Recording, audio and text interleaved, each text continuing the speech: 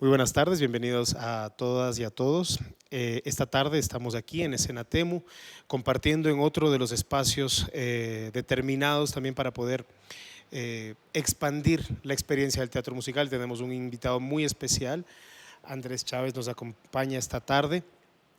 Investigador de teatro, bueno, ya nos contarás también un poco de tu experiencia y cómo esa experiencia está ligada a esta rama artística interdisciplinar. Y en este momento, pues la idea es que podamos tener una charla, vamos a hacer una conferencia, Dale. una charla-conferencia. Está bueno si es charla, me Exactamente, parece claro, perfecto. claro, que vayamos por aquí, Conversación. una conversación. El tema que nos convoca en este momento, pues evidentemente es el teatro musical, pero vamos a hablar un poquito del teatro musical latinoamericano y esto parte en sí de tu investigación.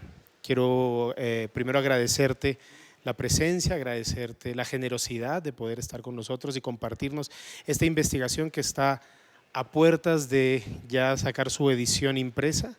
Y Sí, pues bueno, nada, gracias. empecemos. Ha sido un proyecto, bueno, espero que sea un diálogo. Ya les voy a contar un poco de esta locura en la que llevo, porque es un proyecto que, pues, ya que ocupa un poco mi vida. Empezó por este libro que pues Franklin anuncia que lo estamos presentando. No está hoy, estamos trabajando fuertemente para que esté impreso este año, pero es un proyecto en el que llevo trabajando 15 años en el libro y que dio origen a una locura más grande, digamos, que el libro mismo, que es este proyecto que llamé Fundación Mulato, por lo de teatro musical latinoamericano. O sea, empezó por el libro del teatro musical en Latinoamérica y lo simplificamos con el nombre de Mulato. Y para hacer eso hice un paso anterior, que fue hacer la librería. Es decir, antes de publicarme mi libro decidí que hacía falta en Colombia inicialmente una librería de artes escénicas y una editorial de artes escénicas para publicar libros como el mío. Entonces me di a la tarea desde el principio de arrancar. Es decir, hice la librería y pensé que el proyecto debía empezar no de aquí, del autor para la gente, sino de la gente hacia los libros. O sea, en sentido contrario. Por eso creé la tienda teatral, que ha sido un proyecto que hoy me supera, digamos, porque ha crecido de una manera importante, como la librería, la única librería especializada en artes escénicas de Colombia, y hoy pues latinoamericana, porque ya tenemos presencia en México, en Perú, y recientemente vengo justo ayer de Ecuador, donde también se va a abrir un punto de servicio para circular el conocimiento de las artes escénicas, los libros que bien publico yo, pero también publican otros, y generar como una estructura sólida que pueda generar muchas cosas. Yo creo que esto puede ser algo muy importante y hacia allá lo pienso. Y resultó que no fue solo del teatro musical, sino que lo acogió todo el gremio. Entonces realmente se volvió la tienda, pues, de los actores, por supuesto, directores, o sea, libros de clown, de improvisación, de historia del teatro, libros de trabajo de la voz para actores, también la sección de música es muy fuerte en partituras, métodos de piano, violín, guitarra, batería, canto, una sección de danza y una sección de audiovisuales, ¿no? Perdón la cuña, pero es importante porque es parte también por lo que estoy aquí, por lo que dedico mi vida entera en esto todos los días, de estar en teatro. Afortunadamente me permite estar con todos los sectores del gremio teatral latinoamericano, y ha sido muy interesante porque he estado con, pues ustedes me ven en el Teatro de Colsubsidio aquí, por ejemplo, en Mamma Mía, en el musical de Missy, con el show, con el punto de tienda teatral ahí desde hace 10 años. Siempre con Missy, pero asimismo en México estamos, por ejemplo, en el Centro Cultural Cuauhtémoc, que es donde están los dos grandes teatros de teatro musical, Teatro 1 y 2. Antes eran televiteatros, que eran los de Televisa, que eso digamos, se reconstruyeron después del terremoto porque se cayeron, pero ese es un centro también emblemático del teatro musical.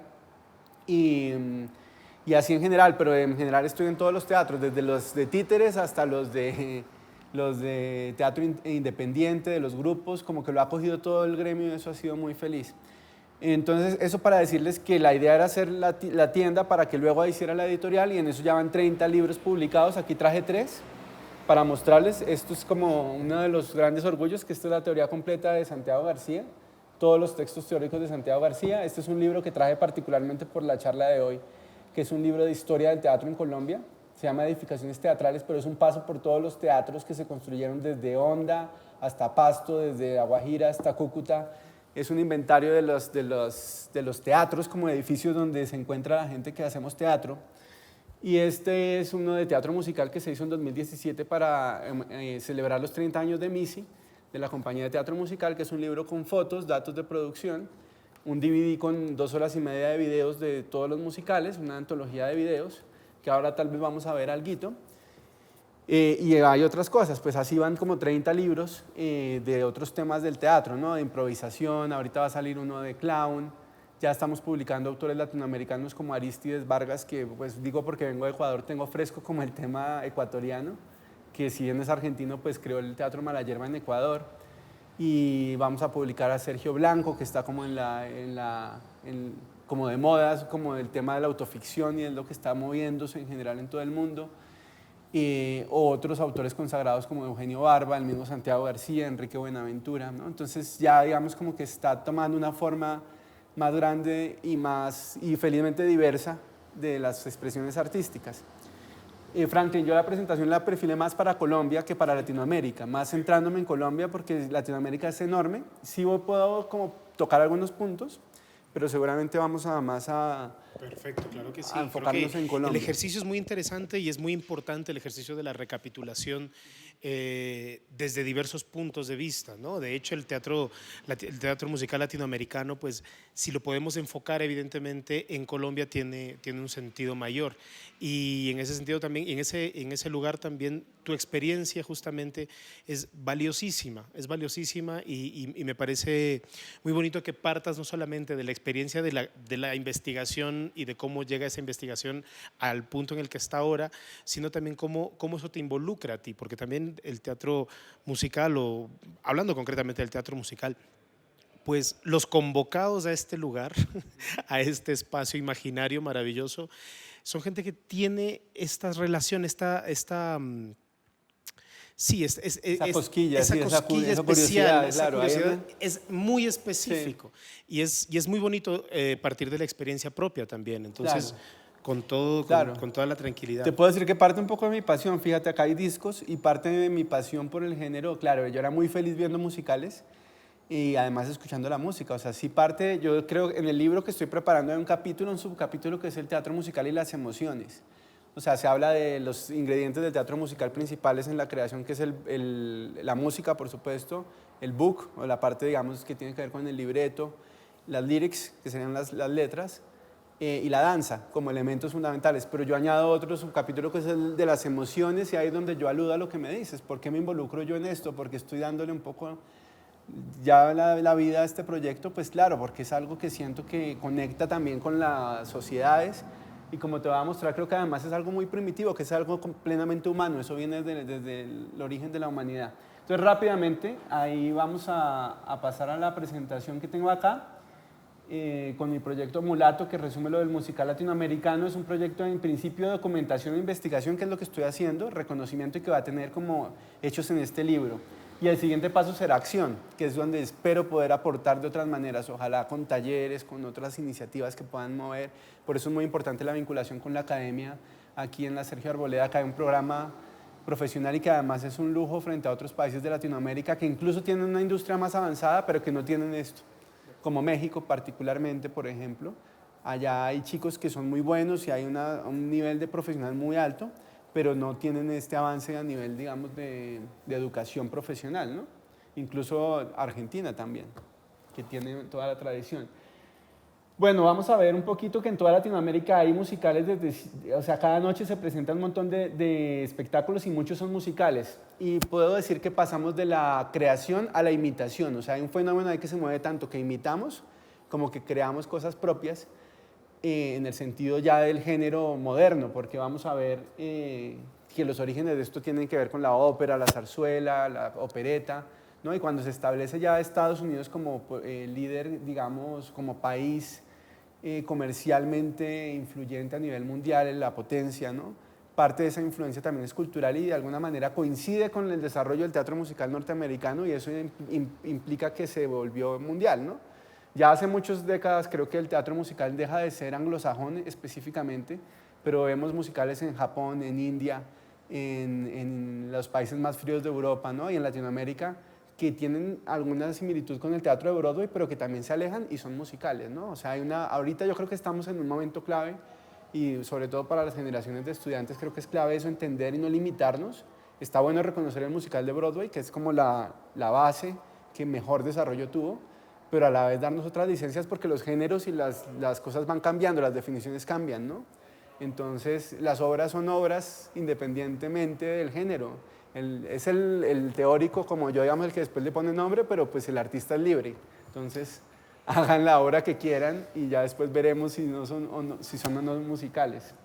Entonces, mira, acá, por ejemplo, pongo algunas fotos de musicales originales, creados en Latinoamérica, como este, por ejemplo, de Missy Gaitán, El hombre a quien amé, en el 2008. Acá una de las más clásicos de Brasil, que creo que es uno de los más importantes, además en la historia artística de Brasil, que es esta foto, que es Orfeo da Conceição en Brasil. Es un musical para teatro, que se llama como si dijéramos acá Orfeo de Chapinero, o Orfeo de Teusaquillo. O sea, Conceição es una zona, un barrio en Río de Janeiro, y lleva la fábula de Orfeo y Eurídice al río o al Brasil de mitad del siglo XX, ¿no? Al Brasil moderno. Pero fue muy importante porque de hecho fue justo ahí donde, para hacer esa música de la obra, acá un dato curioso, el libretista, que era un poeta, Vinícius de Moraes, busca un músico, es un joven que se llama Jobim, Antonio Carlos Jobim. Para los que les guste la música brasileña sabrán que de ahí surge la explosión del bossa nova, que es básicamente la música más influyente de Brasil en todo el siglo XX, ¿no? Y fue Jobim y Vinícius los que despegan esto con esto, que después llegó al cine con una versión que se llama Orfeo Negro. Pero fue una obra completamente original. Claro, hay una similitud en llevar Orfeo en Brasil a lo que hizo al tiempo más o menos West Side Story, que era Romeo y Julieta, llevándolo al mundo moderno, ¿no? Es como el Romeo y Julieta en Nueva York, Orfeo en el barrio de Conceição, en Río de Janeiro. Y es simultáneo. Fíjate, West Side Story es del 57 y Orfeo es del 56. Es muy, muy cercano y muy parecido el fenómeno ahí. Otro musical acá argentino, El fantasma de Canterville, uno de los musicales de Pepe Cibrián y Ángel Mahler, que son unos de la dupla líder de creación de musicales en Argentina y que han creado musicales, digamos, originales, porque son libreto y música propia, aunque muchos están basados en historias europeas, ¿no? Drácula, El jorobado de París, ¿no? Pero son, digamos, fenómenos de origen propio. Acá hay una foto muy curiosa, un musical de Venezuela en el 2008, que se llamaba Visa para un sueño, ¿no? Anticipando un poquito en medio justo de esa partida de todos los venezolanos al resto del mundo, en medio de las situaciones pues, políticas tan complejas del país vecino. Acá otra curiosidad latinoamericana, el musical Títere que hizo Chespirito en México, en el Televiteatro que te digo, antes de que se cayera. Antes de que se cayera fue ese espectáculo, una versión de Pinocho hecha musical con orquesta, o sea, un gran musical al estilo Broadway en México. O acá otra versión, por ejemplo, brasileña, la ópera do Malandro, de Chico Buarque en Río de Janeiro. Entonces, estos son musicales originales. El otro fenómeno que ocurre es la imitación. Es decir, compramos derechos, o a veces algunos no los compran y montan la obra de afuera, ¿no? Entonces podemos hacer La novicia rebelde, podemos hacer El violinista en el tejado, o West Side Story, o podemos incluso ahora hacer El Rey León, o incluso películas, ¿no? Ya adaptan High School Musical o un montón de cosas. Entonces acá hay ejemplos latinoamericanos, como la producción de La Calle 42 en Buenos Aires, que es emblemática también porque fue un empresario gringo el que vino a hacer eso y de repente se cayó todo y como que fue el bailarín, el coreógrafo, Ricky Pascus, el que salva el espectáculo, después de que 2 días antes dice, no, esto ya no hagamos nada. Entonces él dice, no, vamos a hacerlo, yo me voy a buscar plata y hagamos la obra porque ya está hecha y se echa la compañía a la espalda. ¿Y por qué cayó la obra? Y hubo algún choque ahí siempre son temas financieros, ¿no? Siempre habían temas financieros. En Argentina hay un montón de anécdotas, aparte de digamos, estos de los 80, pero en los 70 hubo ejemplos como Jesucristo Superestrella que no se estrenó porque les pusieron una bomba.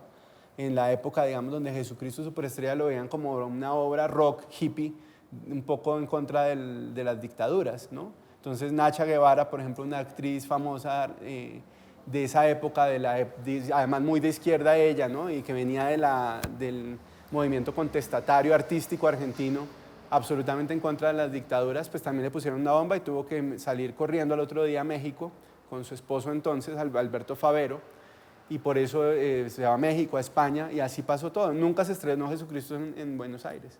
No se pudo porque le pusieron bomba y bomba. Tengo una pregunta sobre la diapositiva anterior. Tú mencionabas de las creaciones como adaptaciones quizás también. O sea, De hecho, estas son propias en cuanto a libreto, en cuanto a música, pero también adaptaciones. La ópera de un malandro, me quedaba la duda, ¿es original también desde la idea o es una adaptación de alguna historia en específico? Es una versión moderna de la ópera del vagabundo de John Gay y Christopher Pepusch de Inglaterra, que después toma Bertolt Brecht para hacer la ópera de los Tres Centavos en el 28 en Alemania. Y esto, pues Brecht era muy fuerte en Latinoamérica, ¿no? Entonces lo que hizo Chico Buarque, un cantautor brasileño joven, fue adaptarla a Brasil en una nueva obra, como lo mismo que hizo Rubén Blades con Pedro Navaja, ¿no? En los 70. Básicamente es la misma historia, que es como si uno hiciera de alguna manera, ya creo que Pedro Navaja o El Malandro o la Hablaba para los Tres Centavos está tan emblemática que es como si fuera una Caperucita Roja o una Cenicienta, como que es una historia que se repite y se repite, lamentablemente porque habla además de los nidos de corrupción, ¿no? Y de la podredumbre de la sociedad. Sí, sigue vigente. Sigue vigente.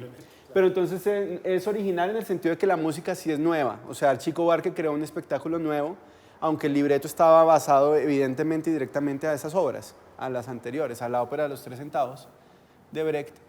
Pero la música era brasileña, ¿me entiendes? Ya no Claro. es la ópera alemana, el Singspiel de Brecht y Kurt Weill, sino que esto ya era una música inspirada en la nueva canción brasileña, que incluso es después del bossa nova. Ya el Chico Buarque, que es el alumno de acuerdo. y que sigue siendo uno de los grandes, además, poetas. Y de esto salió una película también, que se estrenó como unos años después del espectáculo teatral. Bueno, volviendo a las versiones de repertorio, pues acá hay otros ejemplos. Esto pues te puedo mostrar 50 fotos. Acá puse unos poquitos como para demostrar. Esto es José el Soñador, que es basado en uno de los primeros musicales que se traduce al español junto a Jesucristo de los de Andrew Lloyd Webber en México por Julissa, Julissa es como una de las grandes traductoras del musical gringo. Ella era muy famosa, haz de cuenta como de la época de Elvis Presley, como de los 60. No, era Julissa, que de hecho es la hija de Rita Macedo y de una generación de artistas allá importante, y ahora madre de otros que siguen en esto, pero ella formó una escuela, era como un poco... Se hizo muy famosa porque hizo Grease. Ella era la que hacía de Sandy en Grease en los años 60, y México es muy cercano a Estados Unidos. Entonces en los 70, digamos, Grease fue muy famoso en México porque hay esa cultura del rock and roll, ¿no? Entonces ella fue un emblema del rock and roll y lo aprovechó muy bien porque hizo muchos programas juveniles después, como el grupo Timbiriche, por ejemplo, eso fue una idea de Julissa. O la onda Vaselina, porque era Vaselina por Grease, ¿no? Era la misma, o sea, ya no se llama Brillantina como en Colombia, sino Vaselina. Y aún hoy están los Timbiriches, hasta hace unos meses estaban en temporada en el teatro donde te digo que está la tienda. Eran los mismos chicos que ya tienen 55 años haciendo el personaje que hicieron de Vaselina hace 40. Y eso se llenaba y fue una producción además con mapping y con unas capacidades. Pues yo la vi, por ejemplo, claro, ya el atractivo es verlos, obviamente el elenco de lujo, que son famosos, y más México, que es tan farandulero. Pero además sí tenían unas cosas tecnológicas así tremendas que cuando está la carrera del carro te cambian y sí, o sea, casi que es un cine 4D, una cosa así. Ya se está, y eso mismo están haciendo ahora con José el Soñador. Esta es la versión del 83, pero también la repusieron hace un par de años en ese mismo teatro. Acá hay otras versiones, por ejemplo, Hello Dolly, protagonizado por Libertad Lamarque, ¿no? Libertad Lamarque, una actriz argentina, cantante de tangos, muy reconocida en general en toda Latinoamérica, pero que se peleó con Eva Duarte, se odiaban, ¿no? O sea, no se aguantaban, y por eso se va de Buenos Aires y se va para México hasta que muere en México finalmente, y siendo una gran estrella en toda Latinoamérica. Piénsate que Hello Dolly es un musical del 64 en Broadway, y ya en el 67, 3 años después, estaba en Buenos Aires, y también la presentan en México. Asimismo, mira, Jesucristo Superestrella, el disco de Brasil es del 72. Por esa misma época se estaba estrenando en Londres y en Nueva York, o sea, voló. El disco de Jesucristo Superestrella es del 70 en Londres, porque Jesucristo fue antes disco que obra. Esa es una estrategia bien particular que ahora vamos a hablar. Bueno, acá otras obras, por ejemplo, está de Off-Broadway, este musical de las monjitas, una comedia de sorpresas que en Colombia se llamó Sorprendidas. También se ha montado en todo el mundo, La tiendita del horror. No, hay muchos musicales que traemos de Broadway. Acá hay otros ejemplos clásicos, tanto en Buenos Aires como en México, My Fair Lady en su versión mexicana, que fue una de las primeras grandes producciones de teatro de Broadway en México. O este Kiss Me Kate, que traducían como Bésame Catalina en Buenos Aires, en los años 50. Bueno, 60 el de Buenos Aires. Lo otro que ha pasado es que el musical se ha tomado otras formas que no necesariamente son del teatro, entonces también los audiovisuales, ¿no? Y eso va cambiando. Yo no sé si en algún momento surja un musical por WhatsApp o algo así, puede ser.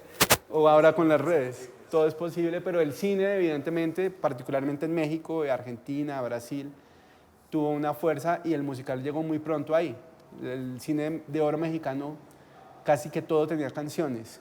Si bien uno no dice que ese cine es musical, hay películas que tienen 7 o 8 canciones y cantan, ¿no? Y eso se transmitió en México por todas las grandes estrellas, Pedro Infante, Jorge Negrete, Javier Solís, incluso hasta lo último tal vez Vicente Fernández, o incluso hasta ya no sé, en los 90 Gloria Trevi o estas nuevas, hacían películas con sus canciones para promover al artista, ¿no? Y tenían 7, 8 canciones y era el personaje que salía a cantar de repente en las calles de México con los niños, ¿no? Eso es un musical, claro. Nada que hacer. Y así tenemos ejemplos de todo estilo.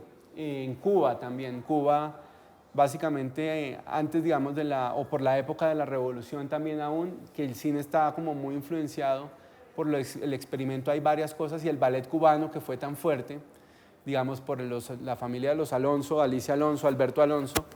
Ellos tuvieron una incursión en el cine e incluso uno de ellos, creo que es Alberto, actuó en Hollywood en las películas musicales grandes, así como un Gene Kelly, un Fred Astaire, ¿no? Entonces tenemos, todo esto es lo que está en el libro un poco en toda Latinoamérica y ahora nos vamos a centrar en Colombia.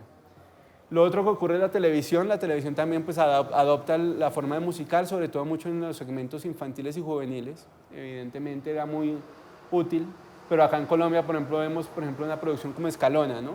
Escalona, que era basada en las canciones de Rafael Escalona, era una decisión expresa porque hay una entrevista de Bernardo Romero Pereiro, que fue su libretista, donde él decía que quería hacer un musical como si fuera de Broadway, pero con los vallenatos, ¿no? Con las canciones tradicionales de Escalona.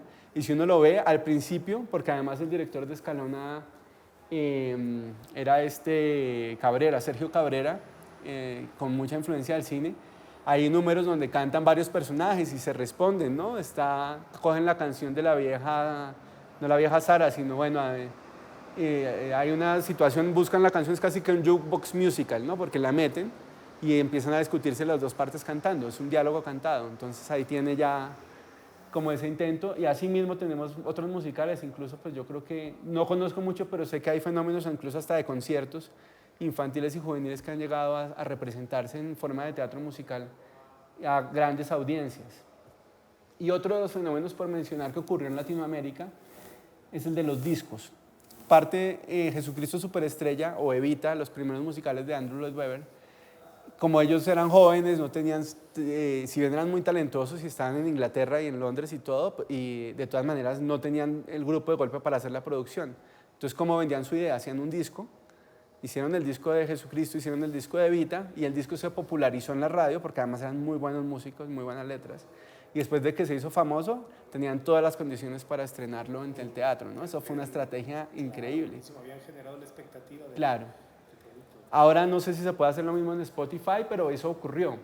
Y así mismo han surgido, digamos, una serie de obras muy importantes que después se han vuelto teatro musical, pero que partieron de un disco como con un concepto dramático, ¿no? Entonces, por ejemplo, Omi, que es una Latin ópera, está basado, es una imitación de Tommy, una ópera rock británica del grupo The Who, y los salseros de la Fania decidieron hacer su versión salsa, con Celia Cruz, con Willy Colón y toda esta gente hicieron una versión de Omi en salsa, básicamente con la misma premisa dramática, o sea, imitándolo de Tommy, el musical rock de eso, pero ya ahora en salsa. Y hay canciones que se rumbean acá en la esquina de la tiendita todas las noches y no saben que es de ahí, ¿no? Y son de ahí. La de Soy Sensacional, por ejemplo, es de ese musical. Estos otros discos que pongo acá, bueno, por ejemplo, mira, el de Orfeo da Conceição fue el primer disco antes de llegar al teatro. Eso fue una decisión muy inteligente, sobre todo de Vinicius G. Moraes, que era el libretista, ¿no? O los infantiles, ¿no? Marilena Walsh, una gran poeta argentina, creadora de un universo de personajes fantásticos en la infancia, popularizó sus canciones, ¿no? Manuelita la Tortuga, el show del Monolizo, todas estas canciones. Y entonces después llevarlas al teatro era muy fácil porque ya estaban en la popularidad. Un poco lo hizo Missy en su primer musical, que Don Tomate era muy famoso. La canción de Don Tomate es el personaje emblemático de Missy, es algo muy parecido, y estuvo en Soñando Canciones, su primer musical. Y estos otros dos son, por ejemplo, chilenos, eran discos, en Chile hubo mucho la movida de la cantata sudamericana, de hacer una cantata como una representación que contara algo, no es tan dramático, tiene más como esa forma medio clásica del oratorio de la cantata, que tiene como un tema dramático muy simple, pero si hay unos personajes, si hay un tema dramático. Entonces ellos hicieron Santa María de Quique, por ejemplo, eso fue Quilapayún, un grupo chileno, cuyo disco también es clásico porque lo quemaron en la dictadura de Pinochet, ellos tuvieron que emigrar a Francia, y el disco, pues los que tienen esos discos de los 70 fue porque lo salvaron durante la dictadura, porque todo lo quemaron, ¿no? Y después se han hecho nuevos montajes de Santa María de Quique, que es una tragedia un poco como lo que pasa aquí en Las Bananeras, en el 28, es algo semejante. Entonces, bueno, toda esta introducción para darles una idea de lo que hay en Latinoamérica, y ahora nos centramos en Colombia. No sé si quieras decir algo. No, me parece muy bien. Es interesante el camino y el tejido de pensamiento alrededor de la creación escénica, de este tipo de creación escénica, ¿no? De cómo llegan esos temas, de cómo se tocan esos temas. Creo que es muy interesante también partir de un punto en el que nos preguntamos a qué suena el teatro musical colombiano, a qué puede estar sonando, a qué debería sonar o a qué puede sonar, ¿no? Claro. Y es finalmente, creo que la idea del teatro musical latinoamericano, más bien, que no sé, una obra de teatro musical colombiano siempre tiene que sonar a bambuco necesariamente, no necesariamente. Hay muchos lugares, hay muchos puntos de partida, y hay una riqueza inmensa en todo. Entonces creo que tenemos que pensarnos plurales, Claro. y eso es muy interesante. Claro, es como si todos los musicales norteamericanos, de alguna manera fue así, el género de Broadway tenía que tener tap y jazz, ¿no? Era como el estilo, o alguien, digamos, de golpe vestido de negro y con el sombrero y con el paso de Bob Fosse. Y claro, lo es, eso da una forma de musical contundente, pero fíjate que hoy hay musicales con música norteña, digo, de Estados Unidos, o con unas cosas así, unos experimentos, a veces sin texto, solo danza. Hay unos musicales que llaman musicales y no cantan. O sea, en Estados Unidos está más abierta la cosa, a veces los que lo cerramos somos nosotros, ¿no? Sí. Entonces es muy interesante desafiarse esas ideas, esos preconceptos, porque bajo la luz de eso pues tenemos otras posibilidades. Y ya se ha probado incluso en Nueva York que hay musicales, o sea, hay musicales argentinos de tango se han presentado allá en temporadas largas, ¿no? Y así se puede hacer con todo. Entonces vamos a ver, en general en Latinoamérica hay como un patrón general en todos los países. Colombia estamos más tarde que otros, o sea, evidentemente Argentina, México, Brasil, Cuba fueron más rápido. Pero digamos los países andinos, Colombia, Ecuador, Perú, Bolivia, sí estamos retrasados en el teatro musical, y vamos a ver por qué pasó eso.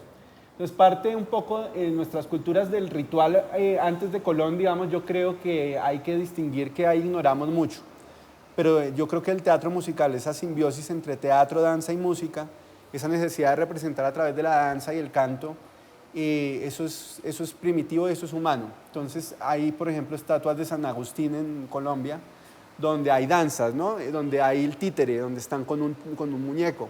Eso nos da a entender, evidentemente, que en nuestras culturas habían espectáculos que desconocemos lamentablemente, pero habrán unas tradiciones, así como las hay en el Oriente, por ejemplo, ¿no? Unas formas antiquísimas de hacer teatro que pasaron obviamente de modas, pero que hay algunos rastros de eso y lo ignoramos.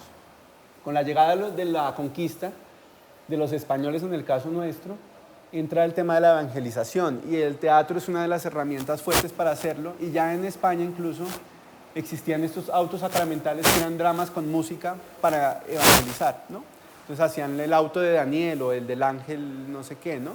Para contar un pedacito de la Biblia, y encontraron, oh sorpresa, que con el canto que a través de la canción y la danza era mucho más fácil evangelizar, que la gente la captaba más, ¿no? Entonces, eso es un ejemplo también que tenemos. Hay algunos que se conservan en España de eso. Y eso lo traían los españoles y nos lo implicaron aquí, evidentemente, matando el ritual, ¿no? Anulando el ritual. Y de ahí yo creo que empieza esa simbiosis de la cual aún somos protagonistas ¿cómo decirlo? No voy a decir lo malo, no digo que sea malo o bueno, pero sí un poco de esa colonización de otros, ¿no? Hoy nos colonizan los gringos, antes nos colonizaban los españoles, o tenemos una necesidad de estar colonizados o de imitar a otro o de ver para afuera. Mal o bien, hay unos fenómenos ahí en la mesa sobre eso, que es lo que tenemos que trabajar. Hay que reconocerlo en principio, pues. Durante los siglos pues, XVI, XVII, XVIII se desarrolla en Europa la ópera, ¿no? Ya entra como la formalidad del teatro musical, sobre todo desde lo culto, o de lo que se llama oculto, y es la ópera clásica, es decir, donde se da una preponderancia a la música con un hilo teatral, digamos. Entonces empieza la gran primera ópera, que es Orfeo, de Claudio Monteverdi, y de ahí en adelante se desarrolla esa forma de hacer teatro grande, con unas cosas bestiales, ¿no? Pues ya sabemos que esa es toda la historia de la ópera.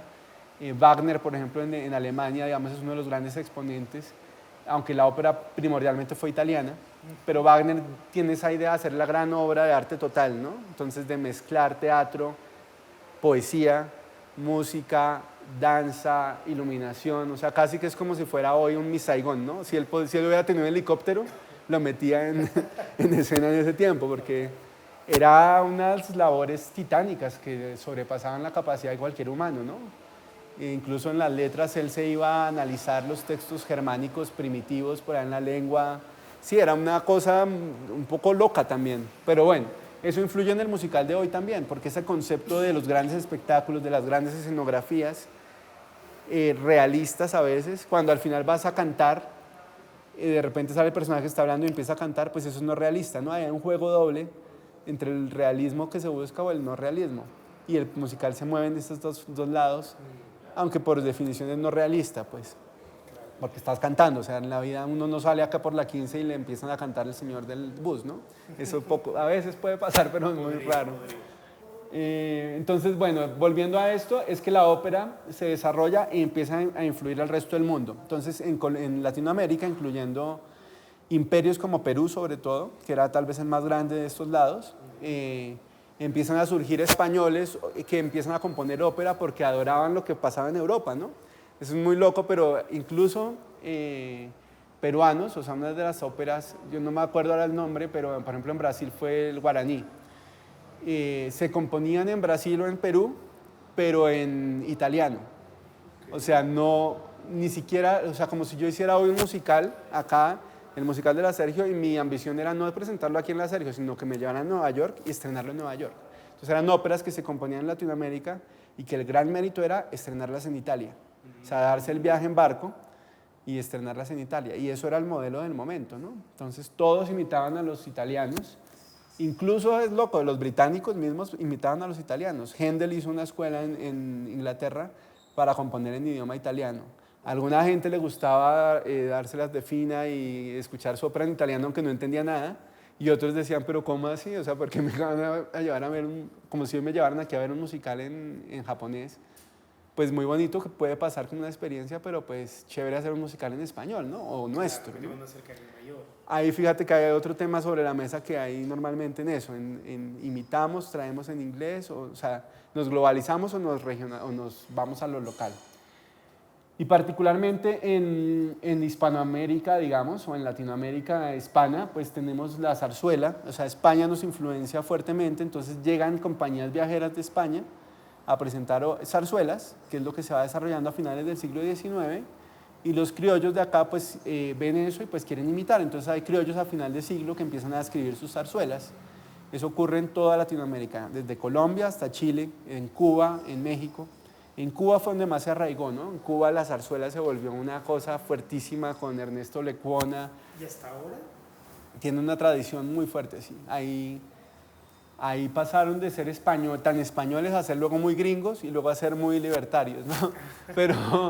Pero de alguna manera siempre tuvieron esa... Claro, la influencia española está clave, y fíjate que hoy en Teatro de la Zarzuela en España se presentan muchos artistas cubanos que tienen un nivel impresionante. Y las grandes zarzuelas cubanas, María Lao, Cecilia Valdés, ¿no? Esas obras son famosas en todo el mundo y fueron de origen cubano. O sea, ahí se arraigó mucho. Acá en Colombia se escribieron muchas. Si uno va a una historia como estas de de Marina, de la opereta y la zarzuela, hay un montón de títulos, pero no se estrenaban. O yo creo que eran títulos que se estrenaban, más de cuenta, en el patio de la casa del intelectual allá en la Candelaria, no sé, pues se presentaba una familia, pues no tenía una repercusión a ese nivel, digamos, como comercial, ¿no?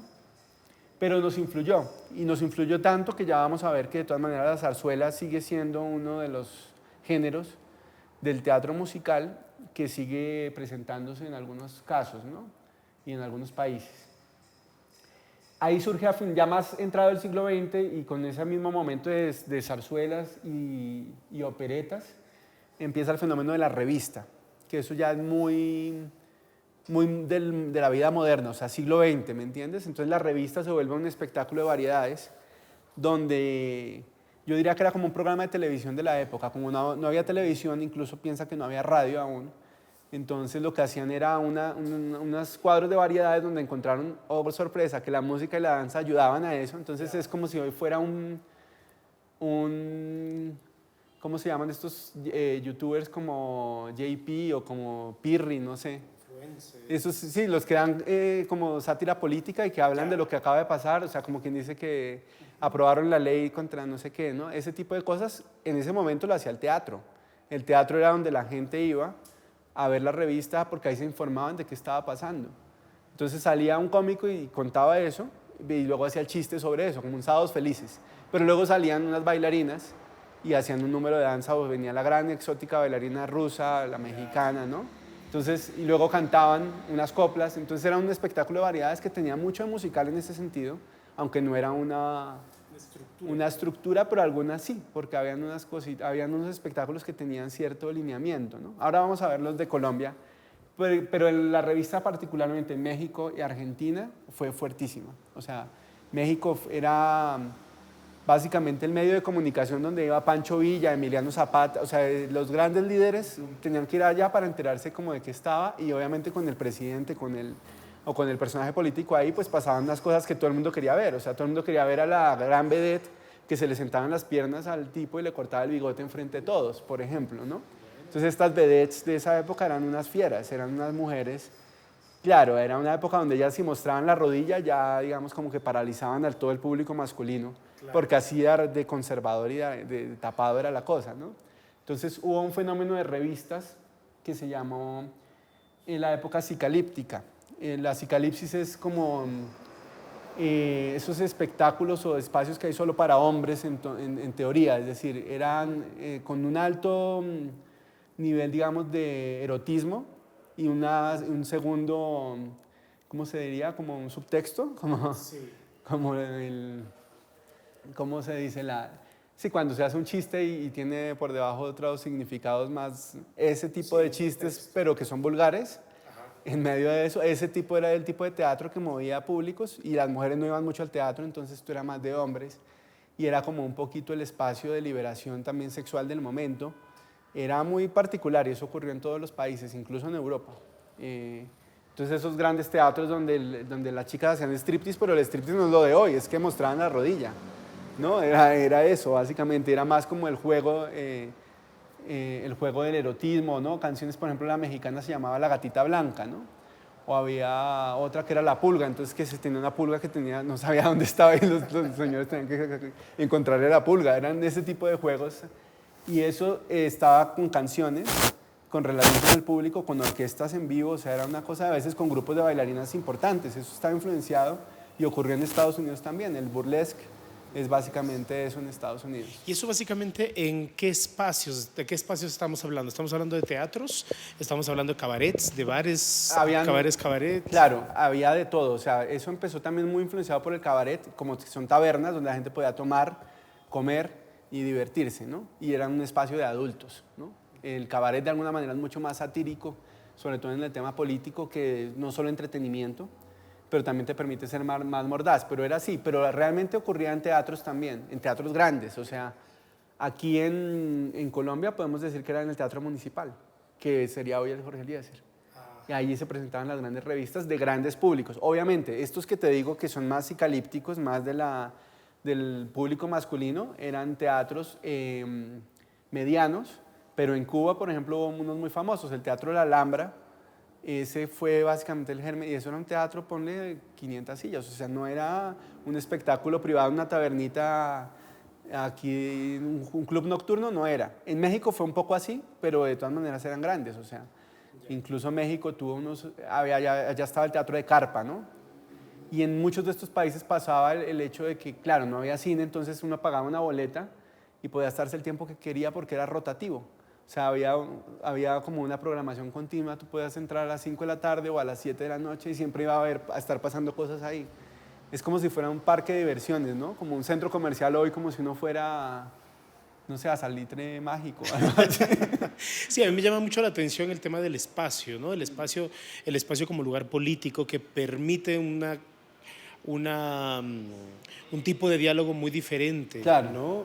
Digamos, si estamos hablando de un Romeo y Julieta, si estamos hablando de algún Shakespeare y el público va a ver Shakespeare a un teatro consagrado como teatro culto, lo que sea, ese espacio de la ironía, ese espacio del juego, justamente de la liberación sexual, Claro. que permite otro tipo de liberación a nivel de discurso político también, en los cabarets, en esos lugares en donde también se han gestado, o sea, se ha gestado muchísima historia. Claro. Muchísimas decisiones políticas se han tomado en cabarets y son estos espacios supuestamente de diversión y de entretenimiento que tienen esta capacidad de transformar el discurso de los que participan allí con eso, con la simple sensación de libertad. Claro. Yo creo que por eso era tan interesante y tan concurrido, era un gran negocio además, o sea, era la época, o sea, en Argentina, por ejemplo, era el Teatro Maipo, que aún sobrevive hoy, es uno de los grandes teatros, y claro, eso era un clásico, o sea, no era para pocas audiencias, era apetecido, o sea, agotaba boletería y los empresarios de ese momento se hicieron ricos. Ahí les recomiendo, hay una película cubana que se llama La Bella de la Alhambra, que habla perfectamente de esa época. Y además eran unas vedettes, lo que te digo, la María Conesa, la gatita blanca en México, que es la que te digo que le cortó el bigote a uno de esos. Ella llegó a ser tan rica que llegó a tener como 2 manzanas en la colonia Roma Norte en México, de ella. No tuvo descendencia, finalmente le donó sus propiedades a la UNAM, a la Universidad Nacional Autónoma de México, y tuvo una vida, claro, muy dolorosa en muchos sentidos que le pasaban en la vida. O sea, yo no me imagino el carácter de una mujer así, como que se la jugaba, porque es que se jugaba la vida todas las noches. O sea, era una época donde te podían matar por tema de política, sí, mataban gente y ella se metía con... Claro, era una, pues como pasa en la política hoy, ¿no? Un poco, era una figura, casi que el arte es una figura política ahí, como nunca lo podrá volver a hacer, creo. Y de alguna manera sí tenemos también como algunas referencias pues en México más, creo yo. Me atrevería a decir que más en México este tipo de figuras políticas, artísticas con un discurso político tan marcado. Estoy pensando ahorita en Jesús A. Rodríguez, por ejemplo. Claro, eso es el cabaret moderno. Ese cabaret moderno, contestatario, claro, fuerte, crudo, pero que a la vez también, al volverse ella diputada también, hay un contraste allí también, hay una contradicción en su proceder como mujer diputada y su rollo político. Es sumamente interesante. Yo creo que es un lugar muy, muy bonito, y acudo a esto de las edificaciones teatrales también.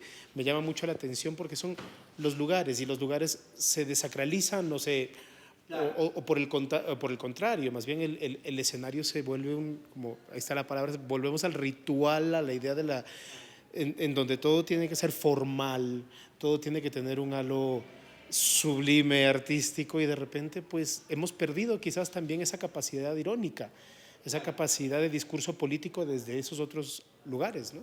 Ahí está el riesgo del artista político, no sé. Yo lo que te puedo decir es que, por ejemplo, fenómenos tan famosos como Cantinflas se originó de ahí, de ese tipo de espectáculo de la carpa.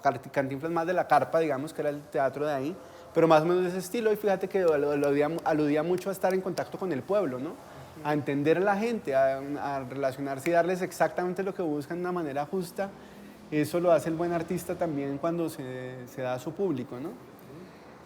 Entonces, bueno, la revista ocurre también en general en todos nuestros países, y luego llega a los medios. Eso cambia todo. La radio primero, sobre todo, bueno, la radio en todo lado, y desde México, incluyendo Colombia, claro, entonces el pasillo ecuatoriano se vuelve famoso en la radio mexicana, ¿no? Ese tipo de cosas.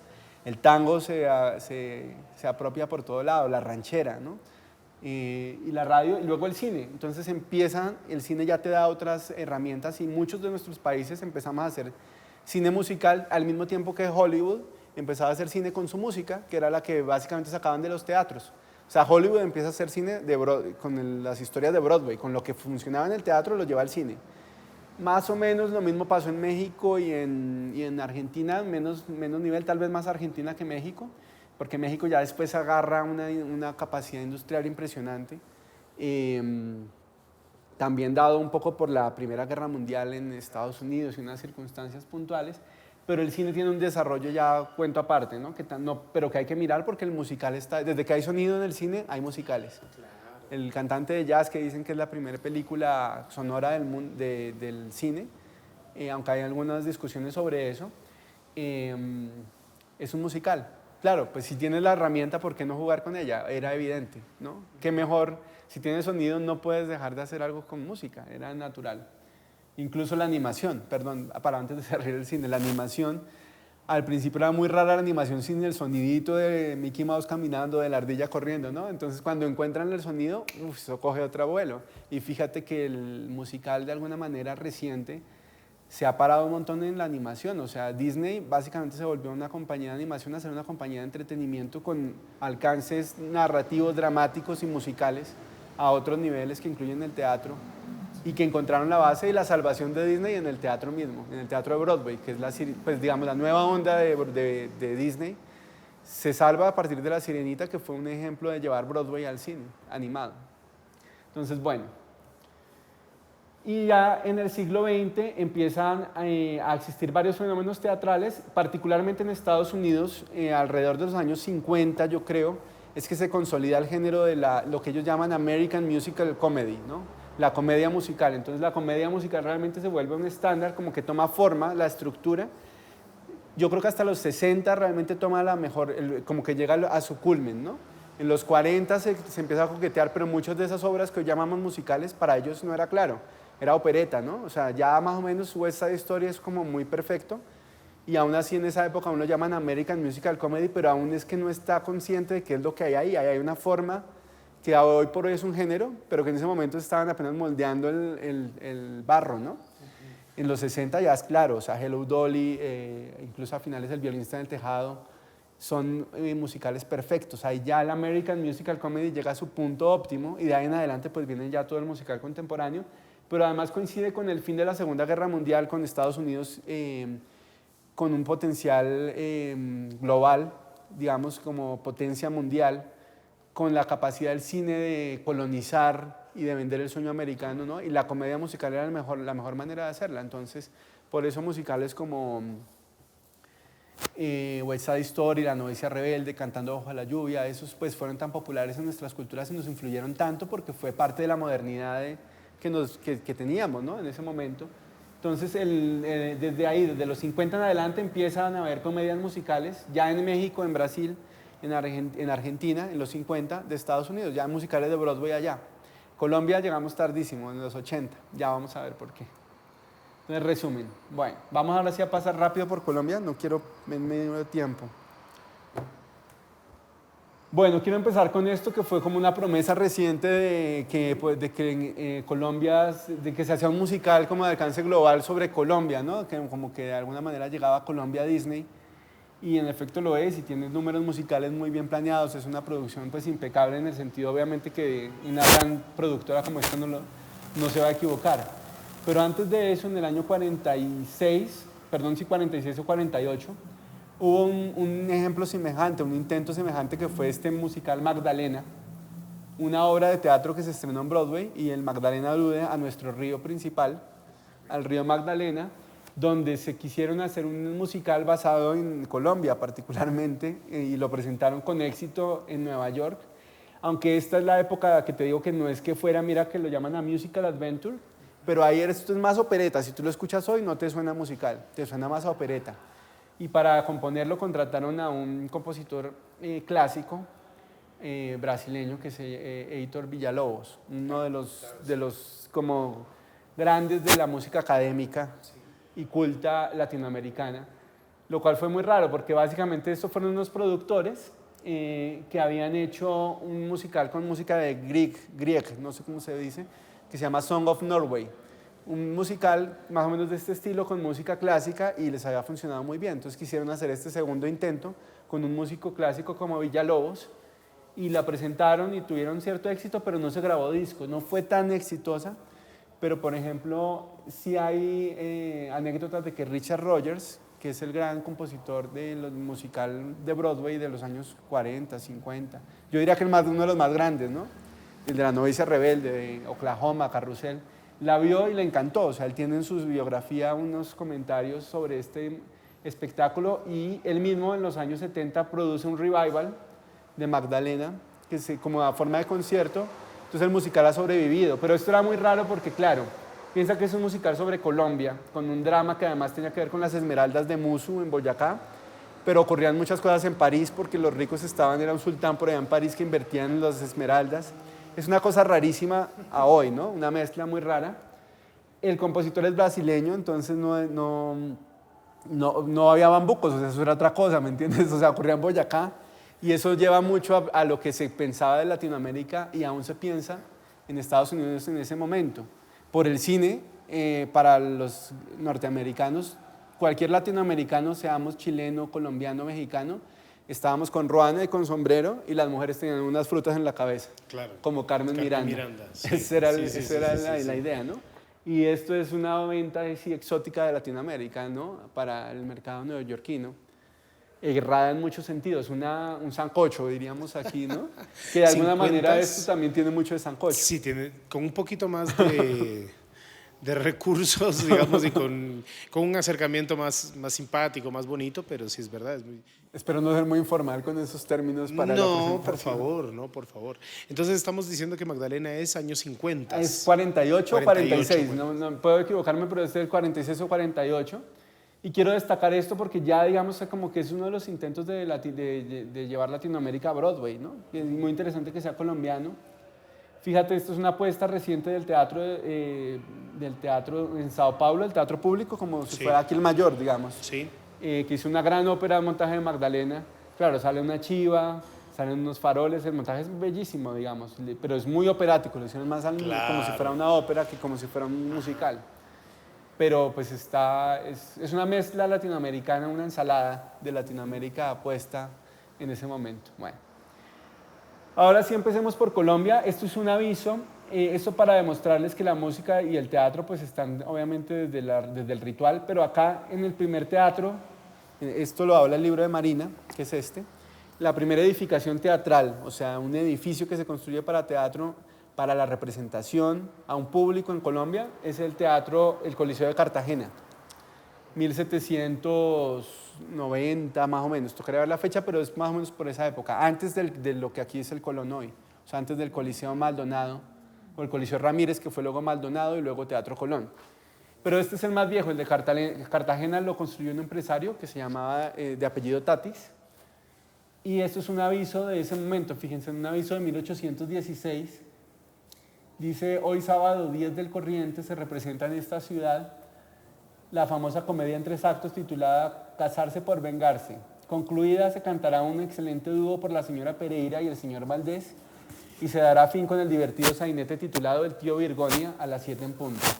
Eso es sábado, y el domingo se presentará la gran comedia en 3 actos de Gracioso titulada El médico supuesto, en la que el señor García desempeñará el papel del médico.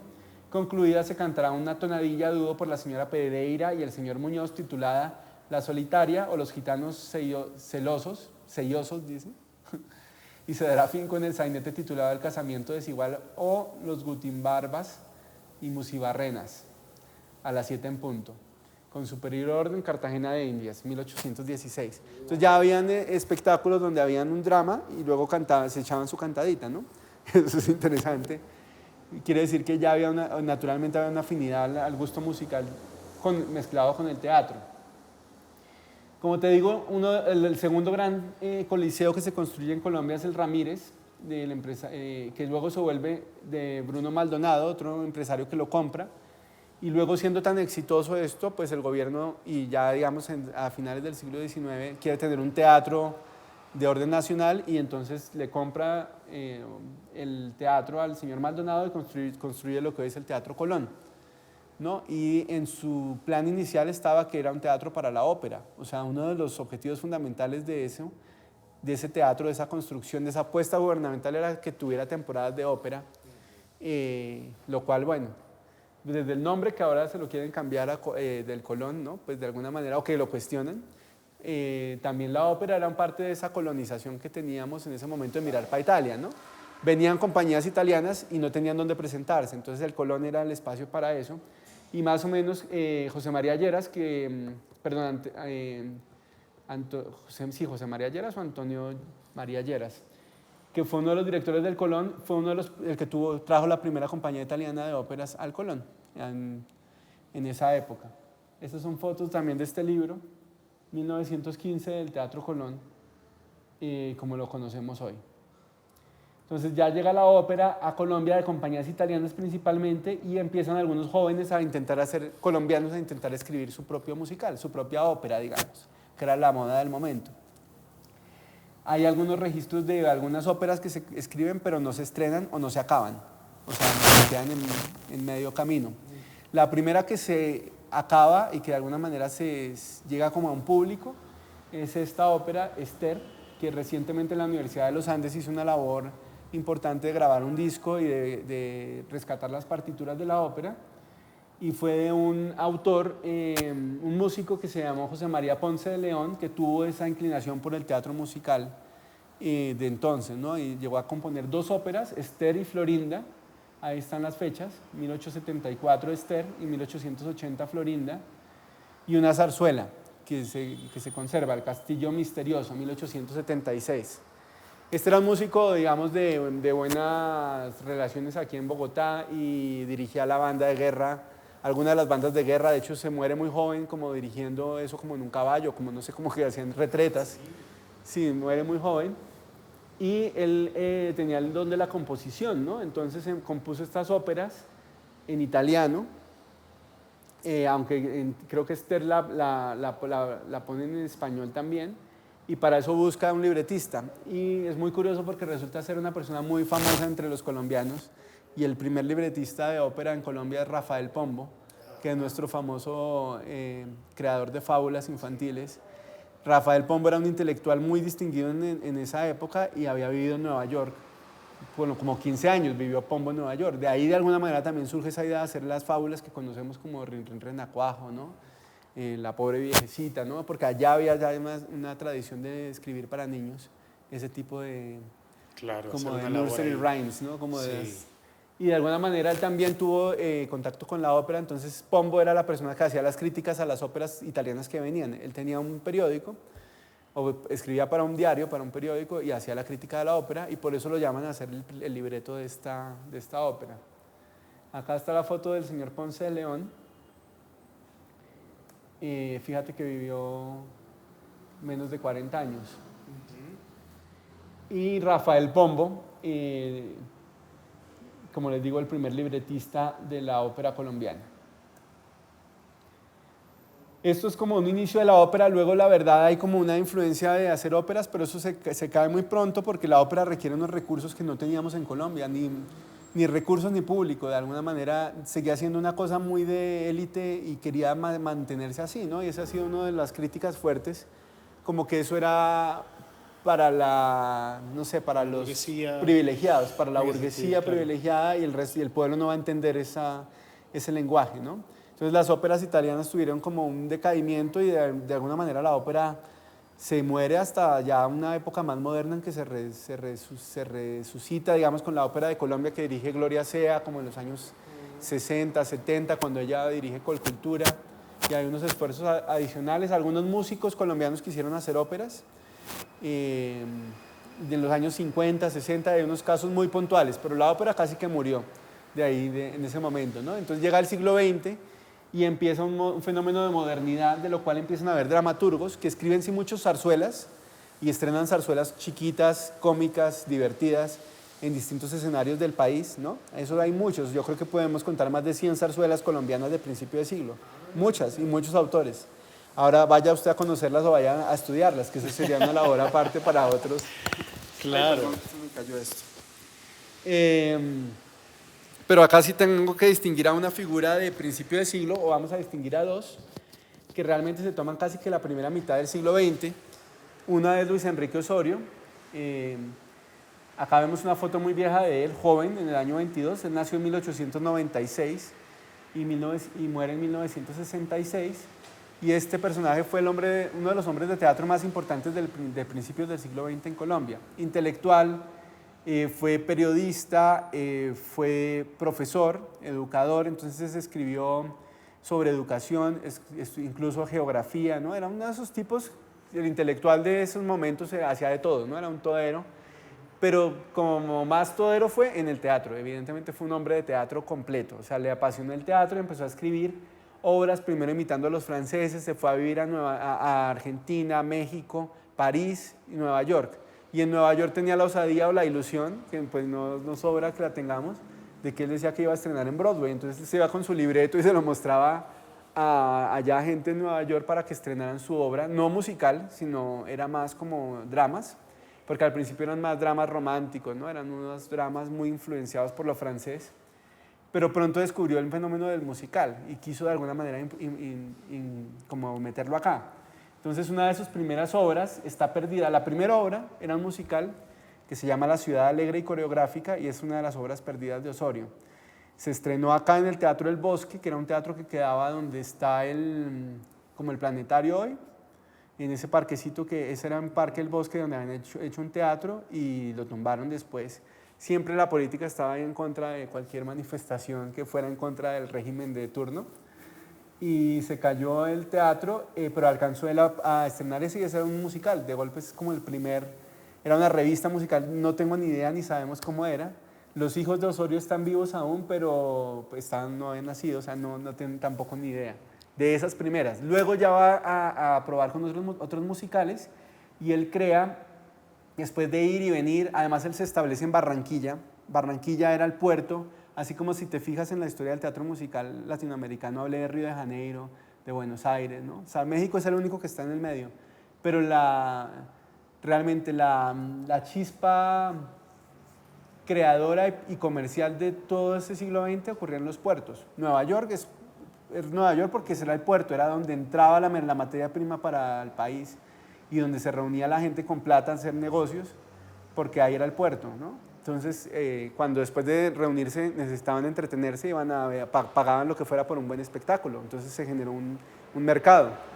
Lo mismo pasó en Río de Janeiro, en Buenos Aires, ¿no? En los puertos, Santiago, ¿no? Lima. Y de alguna manera eran puertos. Barranquilla era el puerto de oro de Colombia, donde entraba la mercancía, donde se gestó buena parte de la cultura colombiana de principios del siglo XX. Entonces Osorio se fue a vivir a Barranquilla. Allá se casa con una mujer que se llama Lucía Saint-Malo, que tenía descendencia real, no sé, de Europa. Bueno, era ya una cosa como con la realeza. Y de ahí surge una primera hija, que es Sonia Osorio, que fue directora del Ballet de Colombia, fundadora del Ballet de Colombia. Luego se casa después con otra mujer, que es donde nacen los 3 hijos que sí están vivos actualmente, ya en Bogotá, pero tuvo esa época barranquillera. Entonces él publicaba sus obras en el Heraldo de Barranquilla. La fuente para estudiar a Osorio en su primera etapa está en Barranquilla. Está en Barranquilla y él mismo publicaba sus obras. Fíjate, es muy curioso porque Rafael Pombo también publicó su libreto. O sea, el tema editorial no es menor en la historia del teatro latinoamericano, porque estas grandes personalidades han esmerado por dejar y les ha tocado a ellos mismos. Pombo publicó sus 2 libretos de ópera a él, y Osorio creó una editorial que se llamaba La Idea para publicar sus obras, y ahí hay un tomo que es de comedias musicales. Eso fue ya en los 60. Para contarte de Osorio, él establece la compañía dramática primero, luego se llama la Compañía Bogotana de Comedias, y eran compañías que dirigía él. Acá está Osorio, fíjense, este es el de la cara de Osorio, y acá están los actores, las divas y los galanes de la época. En una foto de la prensa. Acá, por ejemplo, esto seguramente era un musical, tenía tonos folclóricos, y acá también eran Por ejemplo, él tenía obras que tenían rancheras, entonces era un jukebox musical, eran obras que cogían canciones populares y las metían en un libreto y hacía comedias musicales que presentaban en teatros como el Teatro Municipal principalmente en ese momento. Esta es una de sus comedias musicales más famosas y más criticadas, diría por la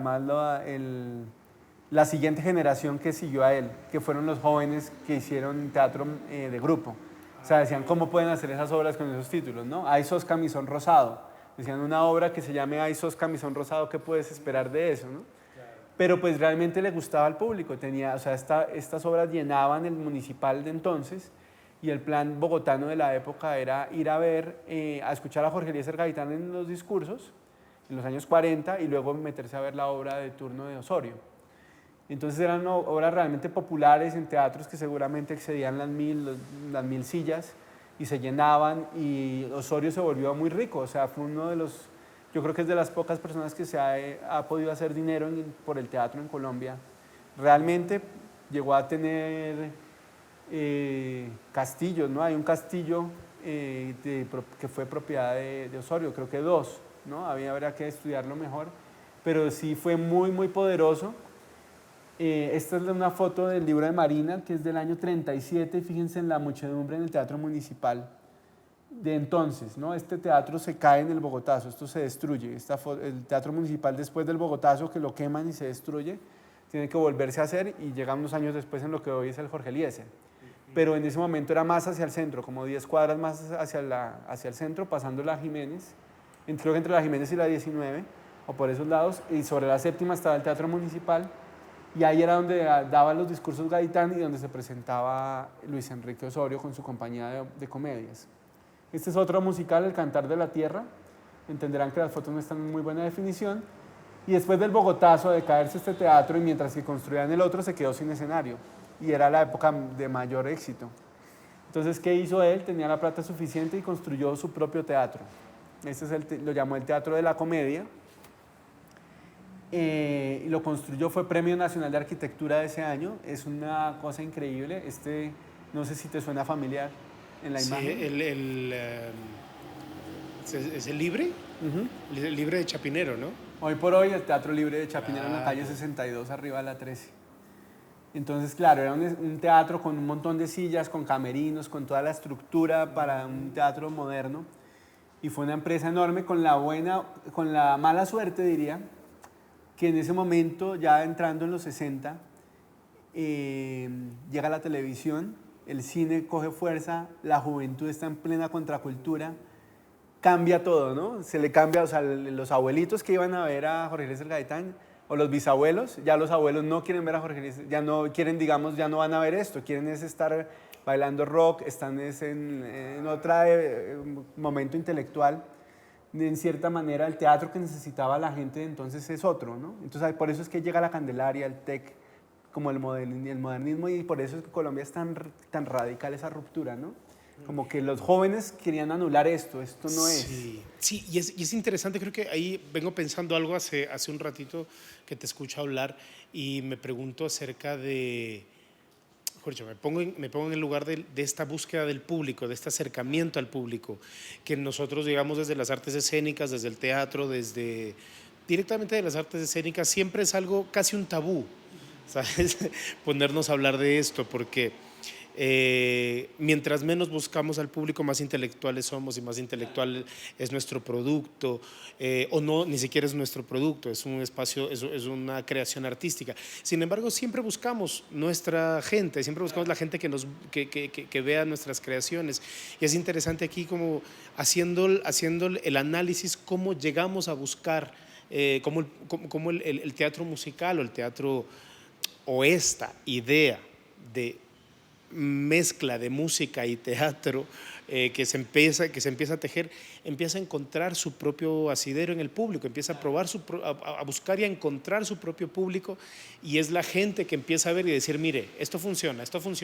Nosotros todavía nos estamos guiando de lugares establecidos por lo que es, ¿no? ¿Qué se estableció? Se estableció en Broadway, se estableció en West End, esto se hace así, pero finalmente eso llegó a un lugar gracias al juego, al experimento, ¿no? Y también hago la relación muy interesante, esa relación interesante que nos muestras acerca de estos espacios casi de evangelización, ¿no? Como los autos sacramentales, como todo. Estas mezclas sensoriales completas de espectáculos sensoriales en 360 grados son los que capturan emocionalmente, son los que buscan capturarte emocionalmente y lo logran. Y ahí, a través de esos experimentos y esos juegos, es que empiezan a salir esas fórmulas que determinan el qué. Y ahora cuando tú dices, bueno, hasta aquí llegamos en este espacio, ahora en esta nueva revolución social industrial de muchos puntos, ¿ahora qué? ¿No? Creo que en estos momentos nos encontramos en el ahora qué de una siguiente revolución industrial. Con sus pros y sus contras. Con porque pros y contras, por supuesto. Tienen o sea, así como nos dieron una renovación de la escena, nos privaron de otras cosas, claro. De alguna manera este era un teatro comercial plenamente, ¿no? Se obedecía a su público, eran estrellas, era farándula, ¿no? En Colombia hubo una farándula y eran ellos. Incluso actores de radio del momento eran muy famosos, que actuaban en la obra Colgate haciendo el papel del paisa, ¿no? El papá de Carlos Muñoz, que era Muñozito, era muy famoso porque imitaba muy bien a un paisa y él no era paisa, o no, el tolimense. Esa cosa muy nuestra, de todas maneras, claro, por los jóvenes fue como despreciada y a este teatro se lo llamó costumbrismo, como si fuera un desprecio, como si fuera menos ser costumbrista, como si fuera menos ser del campo, ¿no? O ser colombiano y fuera más ser francés, o ser, ¿no? Es lo intelectual, ¿no? Hay un juego, no estoy criticando ni poniéndome de ningún lado del otro porque estoy en el medio, pero lo leo y por eso me parece importante ponerlo sobre la mesa para ver qué hacemos, es lo que tú dices. Otro de las figuras claves del teatro comercial de esa época fue Carlos Emilio Campos, lo llamaban Campitos, tolimense, nacido en Chaparral y murió cerca de su tierra en Ibagué en el 84, y este también fue otro de los grandes taquilleros del principio de siglo en Colombia. Este no era autor, sí era, y era actor, pero sobre todo era cómico. Este era un tipo con un carisma perfecto para la época, con el chiste, digamos, con la representación de lo local, digamos, ¿no? Muy de aquí. Entonces, claro, fíjate, por ejemplo, él creó su empresa porque estos personajes creaban empresas en un año y luego creaban otra, ¿no? Entonces, de repente se llamaba Compañía Bogotana de Comedias y luego decían, no, ahora es Compañía Colombiana de Comedias, ¿no? Por ejemplo, lo llamó en el 45 Compañía de Revistas Musicales Campitos.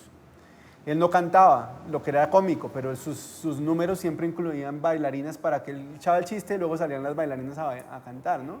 Pero lo que era un gran cómico, traía vestuario de la Casa Machado de Buenos Aires. Mira, debuta en el Teatro Municipal en el 45 con el espectáculo Fantasías, compuesto por 20 cuadros.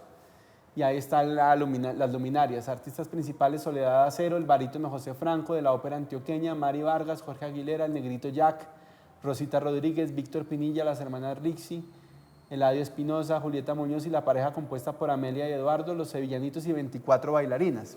Entonces, eran espectáculos que la gente gozaba, se debía a su pueblo y era una época moderna. Esta es una foto de un espectáculo que se llamó Cristóbal Colón en la Facultad de Medicina del año 53. Y claro, había ya metida el tema de la revista. Esta es la revista más política de entonces habían obras como esto, Los hijos de Ana Arcos, como jugando con el tema de la anarquía, ¿no? O por ejemplo había una que se llamaba Marcelino Vino y Pum, ¿no? Entonces, o había otra que se llamaba no los tres reyes magos, sino los tres reyes vagos, y eran los tres ministros, ¿sí? Aludía a eso. Esta idea de Melgar, Melchor, Melgar y Malgastar o algo así que juegan con los... Eso también viene de una obra de Campitos, de ahí venían esos chistes. Era el tipo de chiste que te imaginas que habían en esa obra. Acá está Campitos simulando a un emperador romano, seguramente imitando a Rojas Pinilla, o no sé, puede ser en esa época, y acá está rodeado de bailarinas. La obra se llamaba Malhechor, Melgar y Malgastar, 1958, Los tres reyes vagos, ¿no? Y publicada en Cromos en el año 62. Campitos fue muy famoso, también muy rico, pero con esa ruptura decayó absolutamente, o sea, fue impresionante. Él se emigra a Nueva York, allá se va a vivir un tiempo y ya viejito lo trae Fanny Mickey en los años 80 para actuar en una de sus café conciertos que tenía en La Gata Caliente.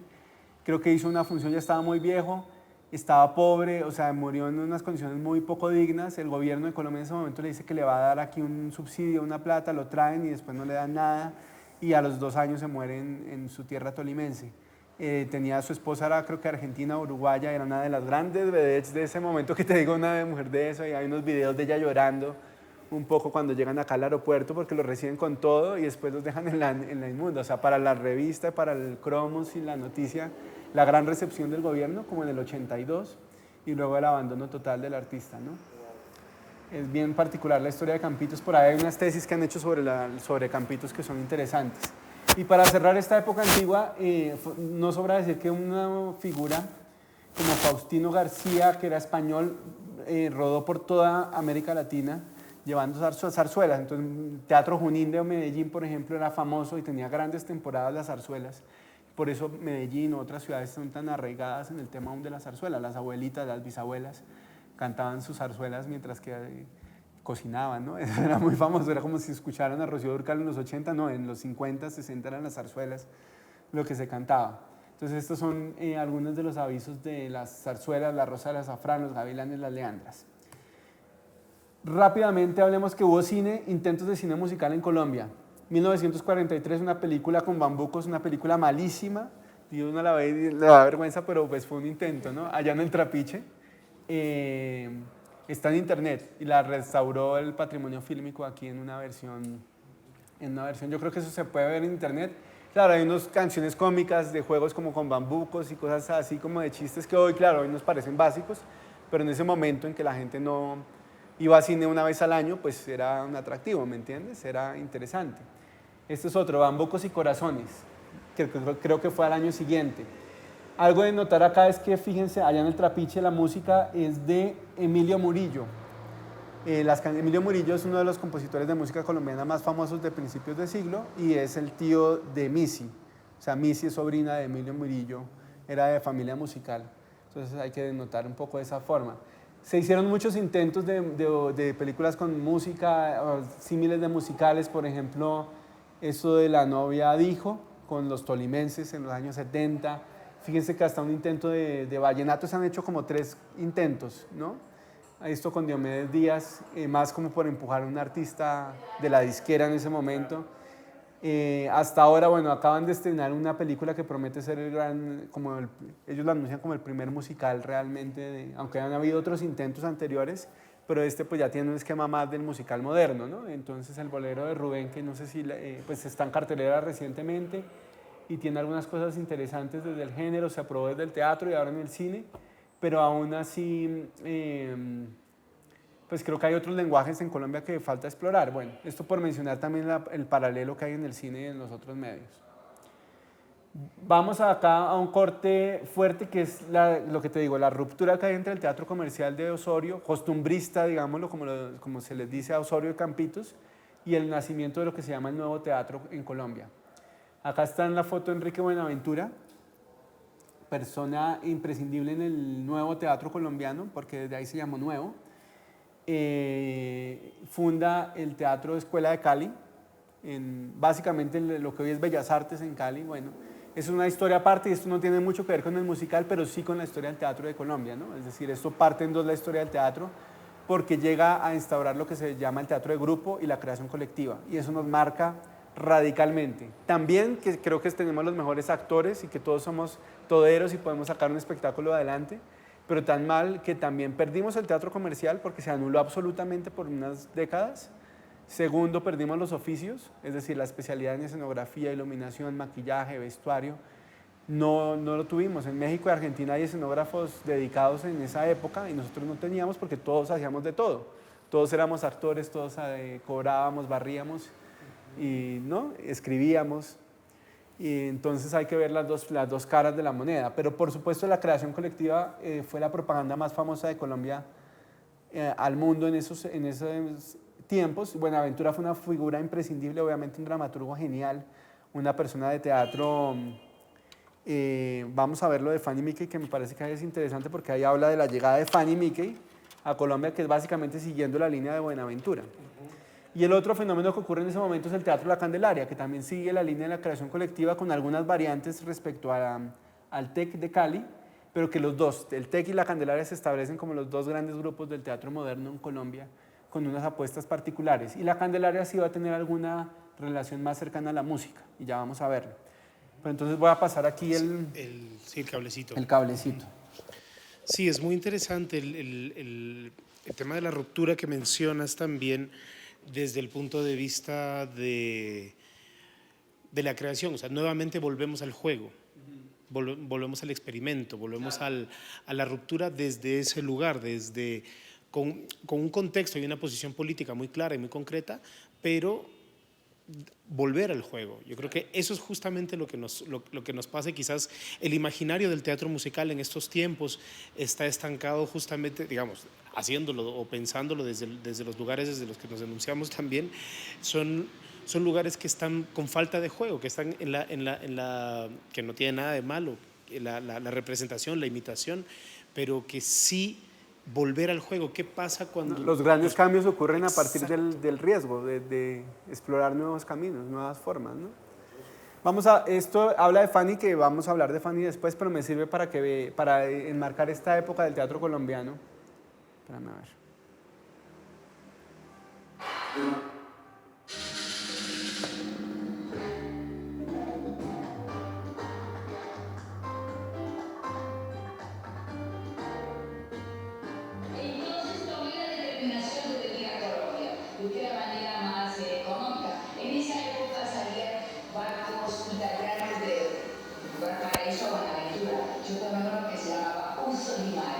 Que esta Argentina haya llegado por Buenaventura para nosotros, inmediatamente la convertía en parte de nosotros. Ella llegó casi que como un polizonte, porque es que hoy en día ese tema de llegar en barco, eso ya no se da, pero para nosotros, los negros nuestros, el tema de la inmigración clandestina es en barco, en los contenedores escondidos. Ese es el polizonte nuestro, ¿me entendés? Entonces, cuando ella dice que llegó en barco, para nosotros es inmediatamente una hermana. ¿Cómo vení para acá que vos de nosotros? Mujer urbana, nunca había salido, viviendo en la noche en Buenos Aires, era existencialista pura. Y entonces llegar a Buenaventura, Dios mío, después cruzar con el ferry para llegar a Cali. Me imagino el choque. Yo me voy para Colombia y cuando llegué ahí, yo llegué fue a Senegal, yo llegué fue a Malí. Yo llegué, ¿a dónde fue que llegué, la puta?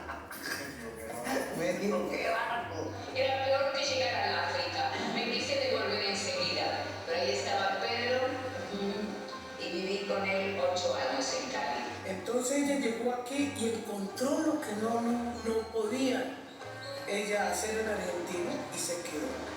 Ella aquí encontró su sitio exacto donde podía desarrollar todas las locuras que ella tenía en mente. Hay un tema de Argentina y Colombia que ha sido toda la vida polarizado por los argentinos, que creen que los más europeos de América Latina, y los colombianos pues los chichombianos, ¿me entiendes? Y sé que por eso tenía quizá esa relación después con Buenaventura y con Enrique Buenaventura y con mi pueblo, ¿no? El que estaba luchando aquí era Enrique Buenaventura. Realmente aquí no había, que yo sepa, no había más teatro sino el TEC, Teatro Escuela de Cali, como enseñanza, como escuela. Teatro Escuela de Cali, que era la que dirigía Enrique. Bueno, nosotros tenemos ya más de 30 años de trabajo continuo en el TEC. Hemos estrenado una cantidad de obras que es imposible acordarse del número. Hemos hecho giras por todos los países del mundo prácticamente. Ella cuando llega, Buenaventura ya ha formado actores allí. Y la formación de Buenaventura, y siempre insistió mucho, es que él forma gente de teatro, es decir, gente que puede abarcar todas las actividades necesarias para hacer una obra, que son todas. Eso es lo que te digo. Específicamente a Fanny Mique yo la vine a conocer en la televisora nacional, donde había unos famosos teleteatros. Tomás, ahí viene Pedro. Y está furioso. Tomás, te lo ruego, no riñas con tu hermano. Si es necesario ceder en algo, cede. Y en ese momento habían mandado a Enrique Buenaventura, el gobierno nacional, a la Argentina que buscara actores que reforzaran el equipo que ya había formado por Sequizano. Julia, Perdón, ¿qué pasa, Tomás? ¿dónde está la criada? La necesito urgentemente para que lleve este informe a Pedro. ¿Qué clase de informe, doctor Stockman? Un gran descubrimiento, señores. Un gran descubrimiento. ¿Qué lo hiciste? Sí, que yo hice. Y allí entonces él trajo a un actor del teatro independiente de Argentina que era Pedro Martínez, Pedro I, como lo llamamos, Pedro Martínez, con su mujer, que era Fanny Mickey. Todo el día he estado pendiente de esa carta. Si hubiera sabido. Ella venía con muy poca experiencia, yo tenía mucho más experiencia que ella, lo estuve ayudando ahí a salir de ese lío. Pues hacer teatro en televisión es bastante difícil, ¿no? Ah, es de Pedro. Se me olvidaba. Pero ella tuvo muchas dificultades, Pedro no le gustó el ambiente de esos teatros, eso no era lo que él quería, y entonces Enrique se lo llevó para acá. Realmente el movimiento era incipiente, porque es que Enrique era un director, pero no tenía esa capacidad organizativa, por ejemplo. Entonces llegó Fanny y le dio lo que necesitaba. Muy bueno, fue una época de oro, pero de oro el Teatro Escuela de Cali. Un día caminaré buscando. Bueno, esto para ilustrar un poco el momento, porque ahí me sirve lo de Santiago García hablando de Sequizano y todo el movimiento, de que eso es otra historia que excede un poquito el tiempo acá. Pero sí surge ese movimiento, TEC y La Candelaria empieza a hacer teatro de grupo, y hay una obra particular que se llama Guadalupe años 50, y ellos ya exploran de alguna manera, claro, Brecht es muy fuerte en esta influencia del nuevo teatro colombiano. Lo llamaban nuevo teatro a este teatro del TEC y de La Candelaria porque era nuevo en términos no solo de la forma, sino dice Santiago García de su relación con el público, ¿no? Entonces, por eso era nuevo, porque pues, digamos, uno puede seguir diciendo que todo es siempre nuevo. Pero Guadalupe fue el culmen un poco de ese momento de la creación colectiva. Ellos empiezan a hacer obras de creación colectiva, La Ciudad Dorada, Vida y Muerte Severina, que estaba basado en un espectáculo casi musical de Brasil. Pero Guadalupe ya es un experimento muy particular porque, claro, ellos van al llano, quieren hablar, tocan un tema, o sea, básicamente tienen un esquema de creación colectiva a partir de un tema y en ese caso es digamos, el tema de la traición al líder de las guerrillas del llano, que era Guadalupe Salcedo, y sobre eso crean una obra y entonces van al llano a buscar testimonios, a hablar con la gente de cómo pasó eso, y ahí encuentran la música como una forma de contar las cosas. Entonces empiezan a meter canciones y esto se vuelve, incluso un teórico actual de la Universidad Distrital, Andrés, el que fue director de la Facultad de la SAP, no me acuerdo ahora el apellido, pero escribió un libro que se llama El ciclo musical Candelario, y él dice que esto era una aproximación a un teatro musical propio, ¿no? Que esto es un fenómeno muy particular y muy único, casi como el de Broadway, como si acá se buscaran unas formas muy propias de hacer teatro musical. Entonces vamos a poner, para que escuchen un momentito de Guadalupe, cómo meten Claro, esto ocurre con corridos llaneros, hay un grupo de músicos, pero hay momentos donde la música realmente se mete en la acción.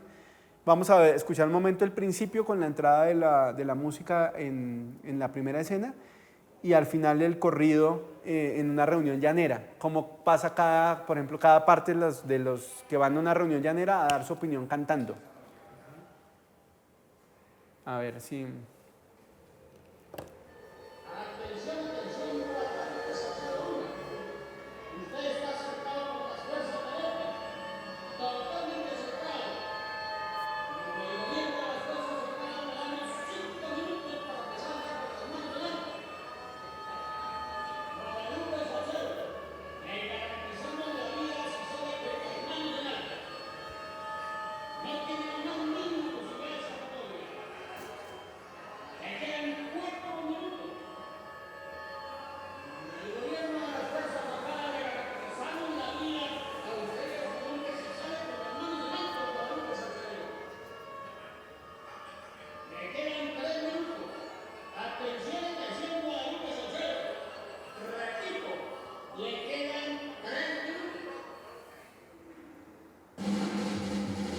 Ahí lo matan.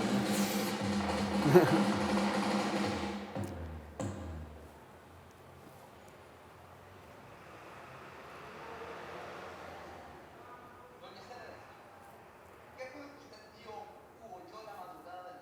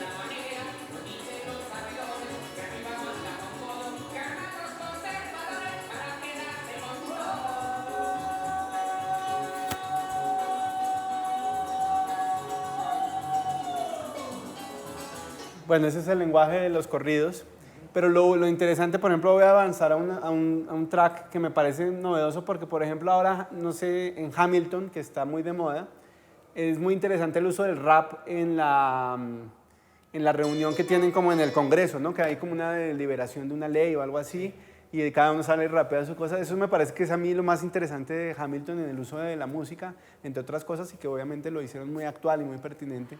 Pero acá, por ejemplo, hay también una reunión llanera y ahí es casi que como un modelo, se anticipa un poco a ese esquema. Fíjate, lo voy a poner aquí. Yo creo que es este.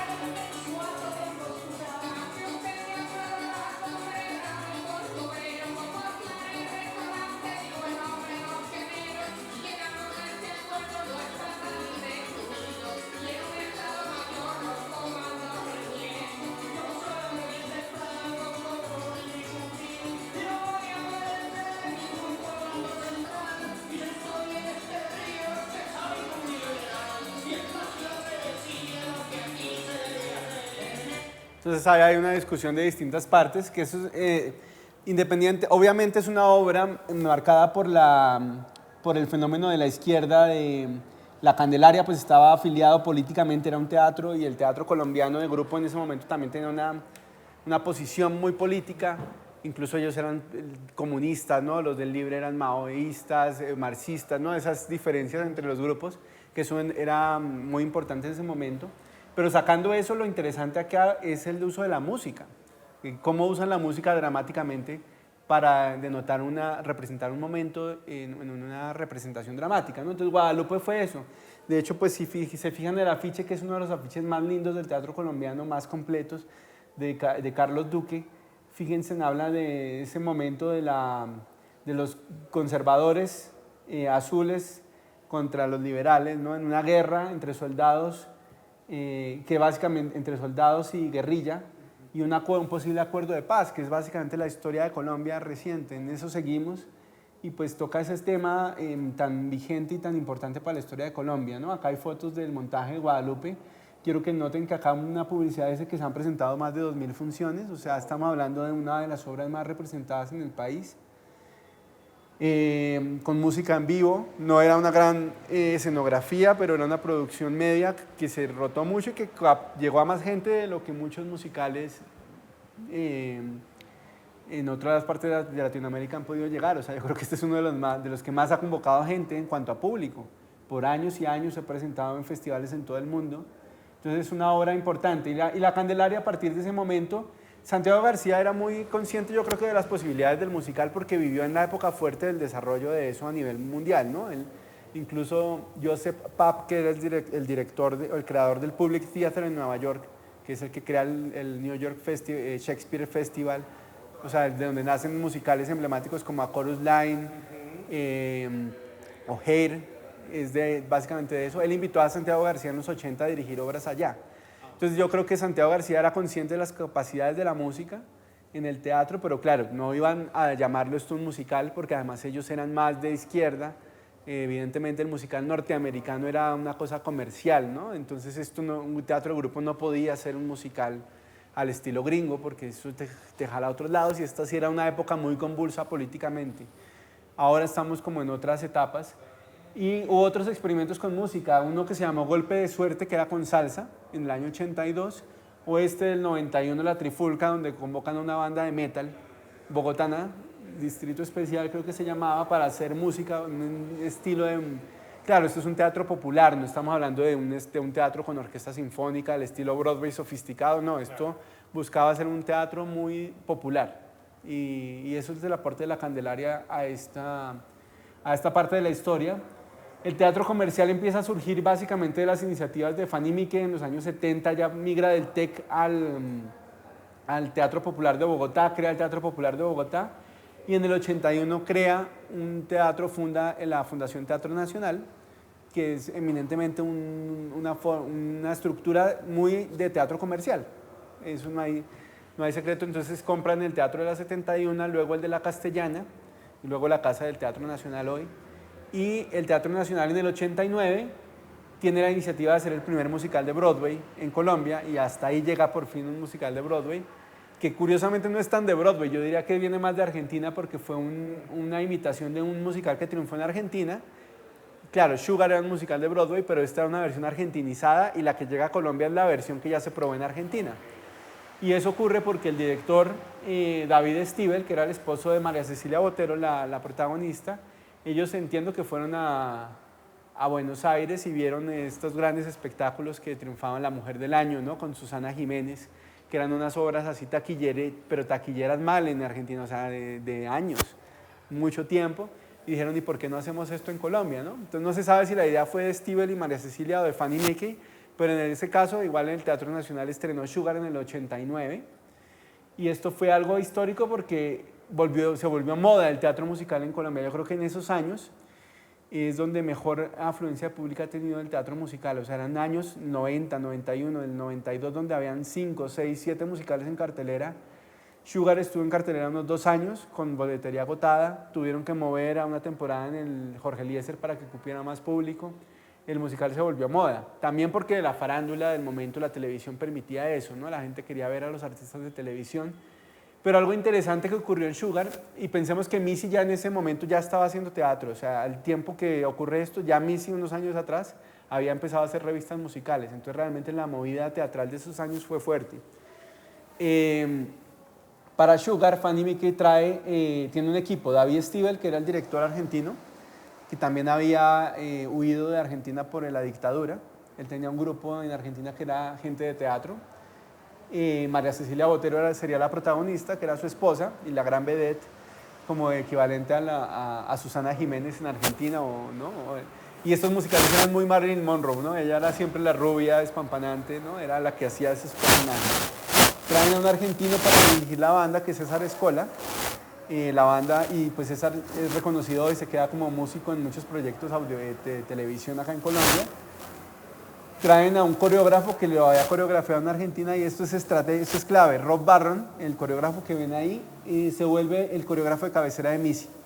Missy lo busca al llegar aquí en Bogotá para que coreografíe algunos de los números de musical de Navidad del 89 y de ahí empieza una relación cercana con Missy que da forma a la compañía de teatro musical de Missy de ahí en adelante. Rob es trascendental porque él era gringo, o sea, venía con la técnica de tap, sobre todo, de Estados Unidos y los grandes musicales, pero entiende también las circunstancias latinoamericanas. Estuvo en Argentina y en Colombia implanta eso en un grupo, o sea, tiene la oportunidad de trabajar con un grupo naciente, que son niños y jóvenes que hoy son los grandes formados en el teatro musical. Y David Antón, que es el escenógrafo más prolífico de Latinoamérica, mexicano, y también lo traen para hacer eso. Entonces fue como un equipo multilatino para hacer esto, y esto se prolongó en nuevas producciones, como La Mujer del Año. Estos son fotos de La Mujer del Año, Doña Flor y sus 2 maridos, que también imitó un éxito argentino. Éramos puros imitadores de argentinos, la verdad, en esta época. El mismo Sorprendidas o Nonsense, que era un musical de Off-Broadway, ya se había probado en México, en Argentina, y acá a México llegó después. como sorpresas, ¿no? Acá está Fanny en el Teatro de la Castellana en esa época gloriosa. Aún hoy el teatro pues sí se sigue llenando, pero en esa época era taquillero de un fenómeno importante. David Stivel y María Cecilia Botero se separan del Teatro Nacional para hacer sus propios espectáculos y crean la Fundación Gente de Teatro independiente con apuestas como La Jaula de las Locas, Los Caballeros las prefieren rubias, Molly Brown, y lo hacen en Colsubsidio, y Colsubsidio de alguna manera se vuelve como el teatro con mejor capacidad para el género, ¿no? Porque tiene unas capacidades técnicas particulares que ya Missy venía explorando. David Stivel fallece en la época en que estrenan Peter Pan y María Cecilia Botero se encarga de mantener unas producciones más, pero fracasa financieramente. Ella siempre habla de ese fracaso financiero que le dice que la llevó a la quiebra por querer hacer un musical al nivel de Broadway acá. Y esos intentos fueron muy bonitos porque, por ejemplo, El Soldadito de Plomo tenía música propia, original, orquesta, ¿no? Se grabó un disco, estos eran musicales muy bien hechos. Los Caballeros las prefieren rubios, tenían una escenografía impresionante, eso fue una producción enorme. El Teatro Nacional al tiempo siguió haciendo musicales, pero decayó un poco. Esa gloria del 90 al 95 después se fue bajando y hoy por hoy pues tenemos algunos musicales que han hecho aislados, pero nunca volvimos a ese nivel de público. La última apuesta como grande del Teatro Nacional fue María Varilla, un musical con música tradicional colombiana. En mi opinión el libreto no se entendía mucho, era más un hecho folclórico. Y otras apuestas ahí aisladas. Básicamente la protagonista, bueno, esto es Cabaret y otros musicales que no han tenido gran repercusión, no se han pasado de alguna manera desapercibidos. Y el siguiente y el último, para cerrar ya la charla, pues vamos a hablar de Missy, que es la gran, como figura de la última parte del musical colombiano. Acá está Missy con un grupo de actores famosos, ese es Mario Ruiz, Betty Rolando, Elena Vallarino, María Isabel Murillo, que la llaman Missy, y Luis Eduardo Arango en el año 83, cuando ellos quieren hacer una revista musical infantil. Hacen un musical que se llama Y los sueños cantos son en el 83, que es una primera revista musical infantil, que a modo de creación colectiva, pero las canciones eran de Missy. Ella era la compositora del momento. Lo que pasa en ese momento es que ella la llama María Angélica Mayarino, que era una actriz famosa colombiana, que le dan un programa de televisión infantil que se llama Pequeños Gigantes. Y la mamá de María Angélica, que era Cita de Mayarino, le dice, ¿por qué no le dice a su amiga que compone tan bonito que le haga las canciones para el programa infantil? Y ese programa pues tiene buen éxito, es una gran producción y eso le dio un músculo creativo a Missy que tenía que componer 2 o 3 canciones diarias. O sea, mañana el programa sobre la vacuna, pasado mañana sobre los juguetes, ¿no? O luego sobre los temblores, ¿no? Con las microbios, lo que sea. Y ella tenía que inventarse una canción. Eso le dio un nivel de trabajo, un ritmo, que de alguna manera pues, la llevó a lograr lo que hizo, ¿no? En el 85 después pasan a un programa de televisión que se llamaba Imagínate, las dos, y de ahí sale un espectáculo, la primera gran revista musical infantil, como la anuncian, Soñando Canciones, se estrena en el Teatro Colón. Este es el disco, ahí se ve una foto de la puesta en escena con los niños, y luego la presentan en el Teatro de Colsubsidio. Y este es como uno de los primeros grandes musicales originales. Esto fue mucho antes que Fanny y Mickey, fíjate. Luego se separan, Missy establece su compañía de niños y María Angélica la de ella, que se llaman Los Monachos. María Angélica quiere seguir haciendo musicales, hace 2 o 3 musicales y Missy empieza a hacer, esta es una foto de Los niños se toman el mundo de María Angélica Mayarino, y Missy empieza a hacer un estilo de concierto de Navidad que luego se vuelve revista musical y luego teatro musical. Pero a los 3 años, si tú ibas a ver un musical de María Angélica y un musical de Missy, en el musical de María Angélica habían pistas, los niños básicamente daban la vueltica y ya en el de Missy había 100 niños bailando tap a un nivel profesional con una orquesta sinfónica. O sea, había una diferencia de nivel, pero del cielo a la tierra. O sea, esto se creció y fue en parte gracias también a Rob Barron y a pues como al espíritu un poquito exacerbado de Missy de hacer cosas de gran calidad, o sea, de que el musical... O sea, hacer espectáculos al nivel de Broadway porque ella tenía una influencia muy gringa también, ¿no? De niña viajaba a Estados Unidos porque su hermana tenía polio y acá no había cura para eso, entonces el papá cada año tenían que ir a Estados Unidos a que le hicieran un tratamiento a la hermana y de venida paraban en Nueva York y por eso ya podía ver a Annie, Jesucristo Superestrella, ¿no? Y eso la impactó fuertemente. O iban a los espectáculos de Navidad del Radio City Music Hall. Entonces estos musicales de Missy tienen mucha influencia de eso y es evidente.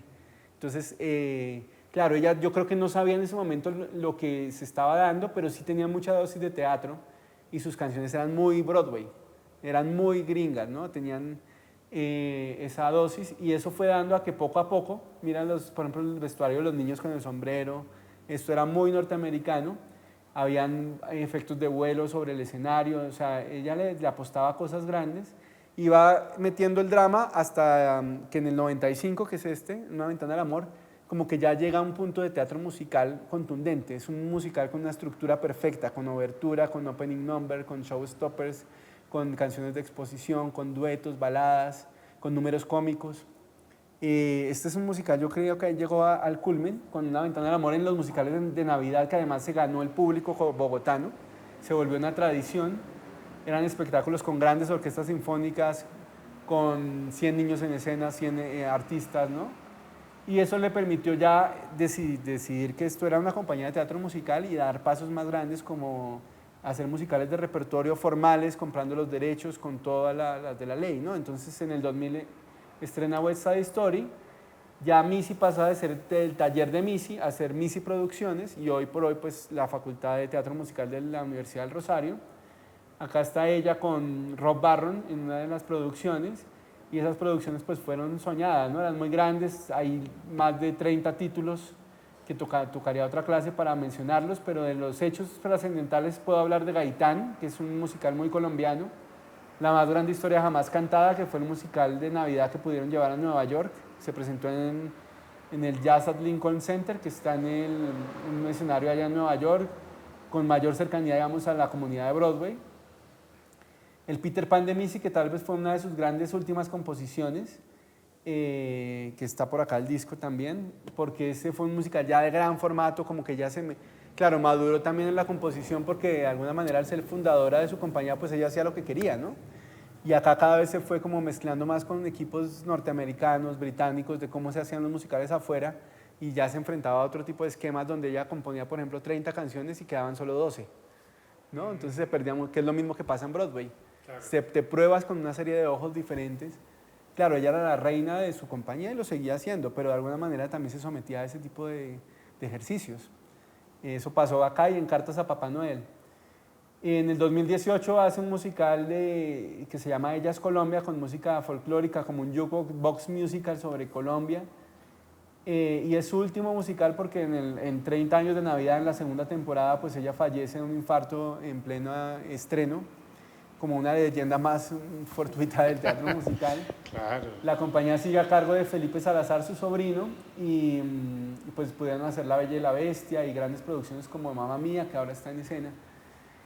Eso, tenía un video de Missy, pero pues igual no se ve, pues entonces... Sí, no, tranquilo. Sí, ahora con la grabación de audio y seguramente te pido algunas fotos de estas para terminar el video. Yo te agradezco muchísimo. Creo que el recorrido es inmenso, es muy rico, es inmensamente rico. En estos momentos para nosotros pensarnos la historia del teatro musical o pensarnos directamente lo que nosotros estamos desarrollando en este momento es pensarnos efectivamente en historia, es pensar en construcción hacia adelante, es pensar en entender las condiciones en las que se dieron los diferentes momentos de la historia del teatro musical para ponernos a pensar, a ver, ¿ahora dónde? ¿Cuáles son los esfuerzos? Y como espacios académicos, digamos, tanto como la Universidad del Rosario o la Universidad Sergio Arboleda, tenemos que pensarnos también, porque ya dentro de un plan, digamos, dentro de la academia universitaria, ya estando en una universidad, el espacio de la investigación nos tiene que dar, sí o sí, unas luces muy interesantes sobre cuál es el camino a seguir, cuáles son los espacios a seguir. Eso justamente contextualizando, entendiendo la historia y sin dejar de lado a todos los actores y factores de la formación. Por ejemplo, las academias, que son las que han mantenido durante mucho tiempo la tradición del teatro musical, todo lo que ha pasado en el camino, por qué se ha silenciado durante tantos años, por qué en estos momentos queda tenemos la referencia de Missy, a quien mañana vamos a poder darle la orden al mérito póstumo, justamente por ese partir de entender de entender la propia historia, ¿no? Y qué va a pasar después de eso, cuáles son esos espacios, y nuestro lugar creo que es siempre tratar de propiciar las condiciones para que se generen esos encuentros, para que los mismos estudiantes sean los que generen esas otras lógicas, esas ideas que en conjunto, en comunidad, qué quieren hacer, qué les provoca hacer, qué les apetece hacer. Eso es, y nada, estoy muy contento, la verdad. No, bueno, muchas gracias, Franklin. Hay mucho que ahondar. Fíjate que esto es solo Colombia, que tenemos poca historia. Argentina y los otros países son enormes. Pero acá, por ejemplo, sobre mí sí se podría hablar un montón más, ¿no? Pero pues por las capacidades creo que es suficiente. Gracias por el espacio. Y yo sí creo que también hay que conectar esto con los fenómenos de público, sociales, históricos. Volver a pensarnos la idea del público, ese acercamiento al público. Claro. No menospreciarlo, no tomarlo como menos, sino Claro. todo lo contrario. Más bien es que tenemos que volver a hacer un análisis del público, volver a hacer siempre análisis del encuentro y los encuentros con el público, cómo encontrarnos, porque esto tiene una potencia tan grande, Claro, de conexión, sí, potencial. la conexión es tan inmediata, el mensaje llega tan rápido, los sentidos están exacerbados, que volver a pensarnos es volver a construir, Claro. desde otros lugares. Muchísimas gracias, querido. Bueno.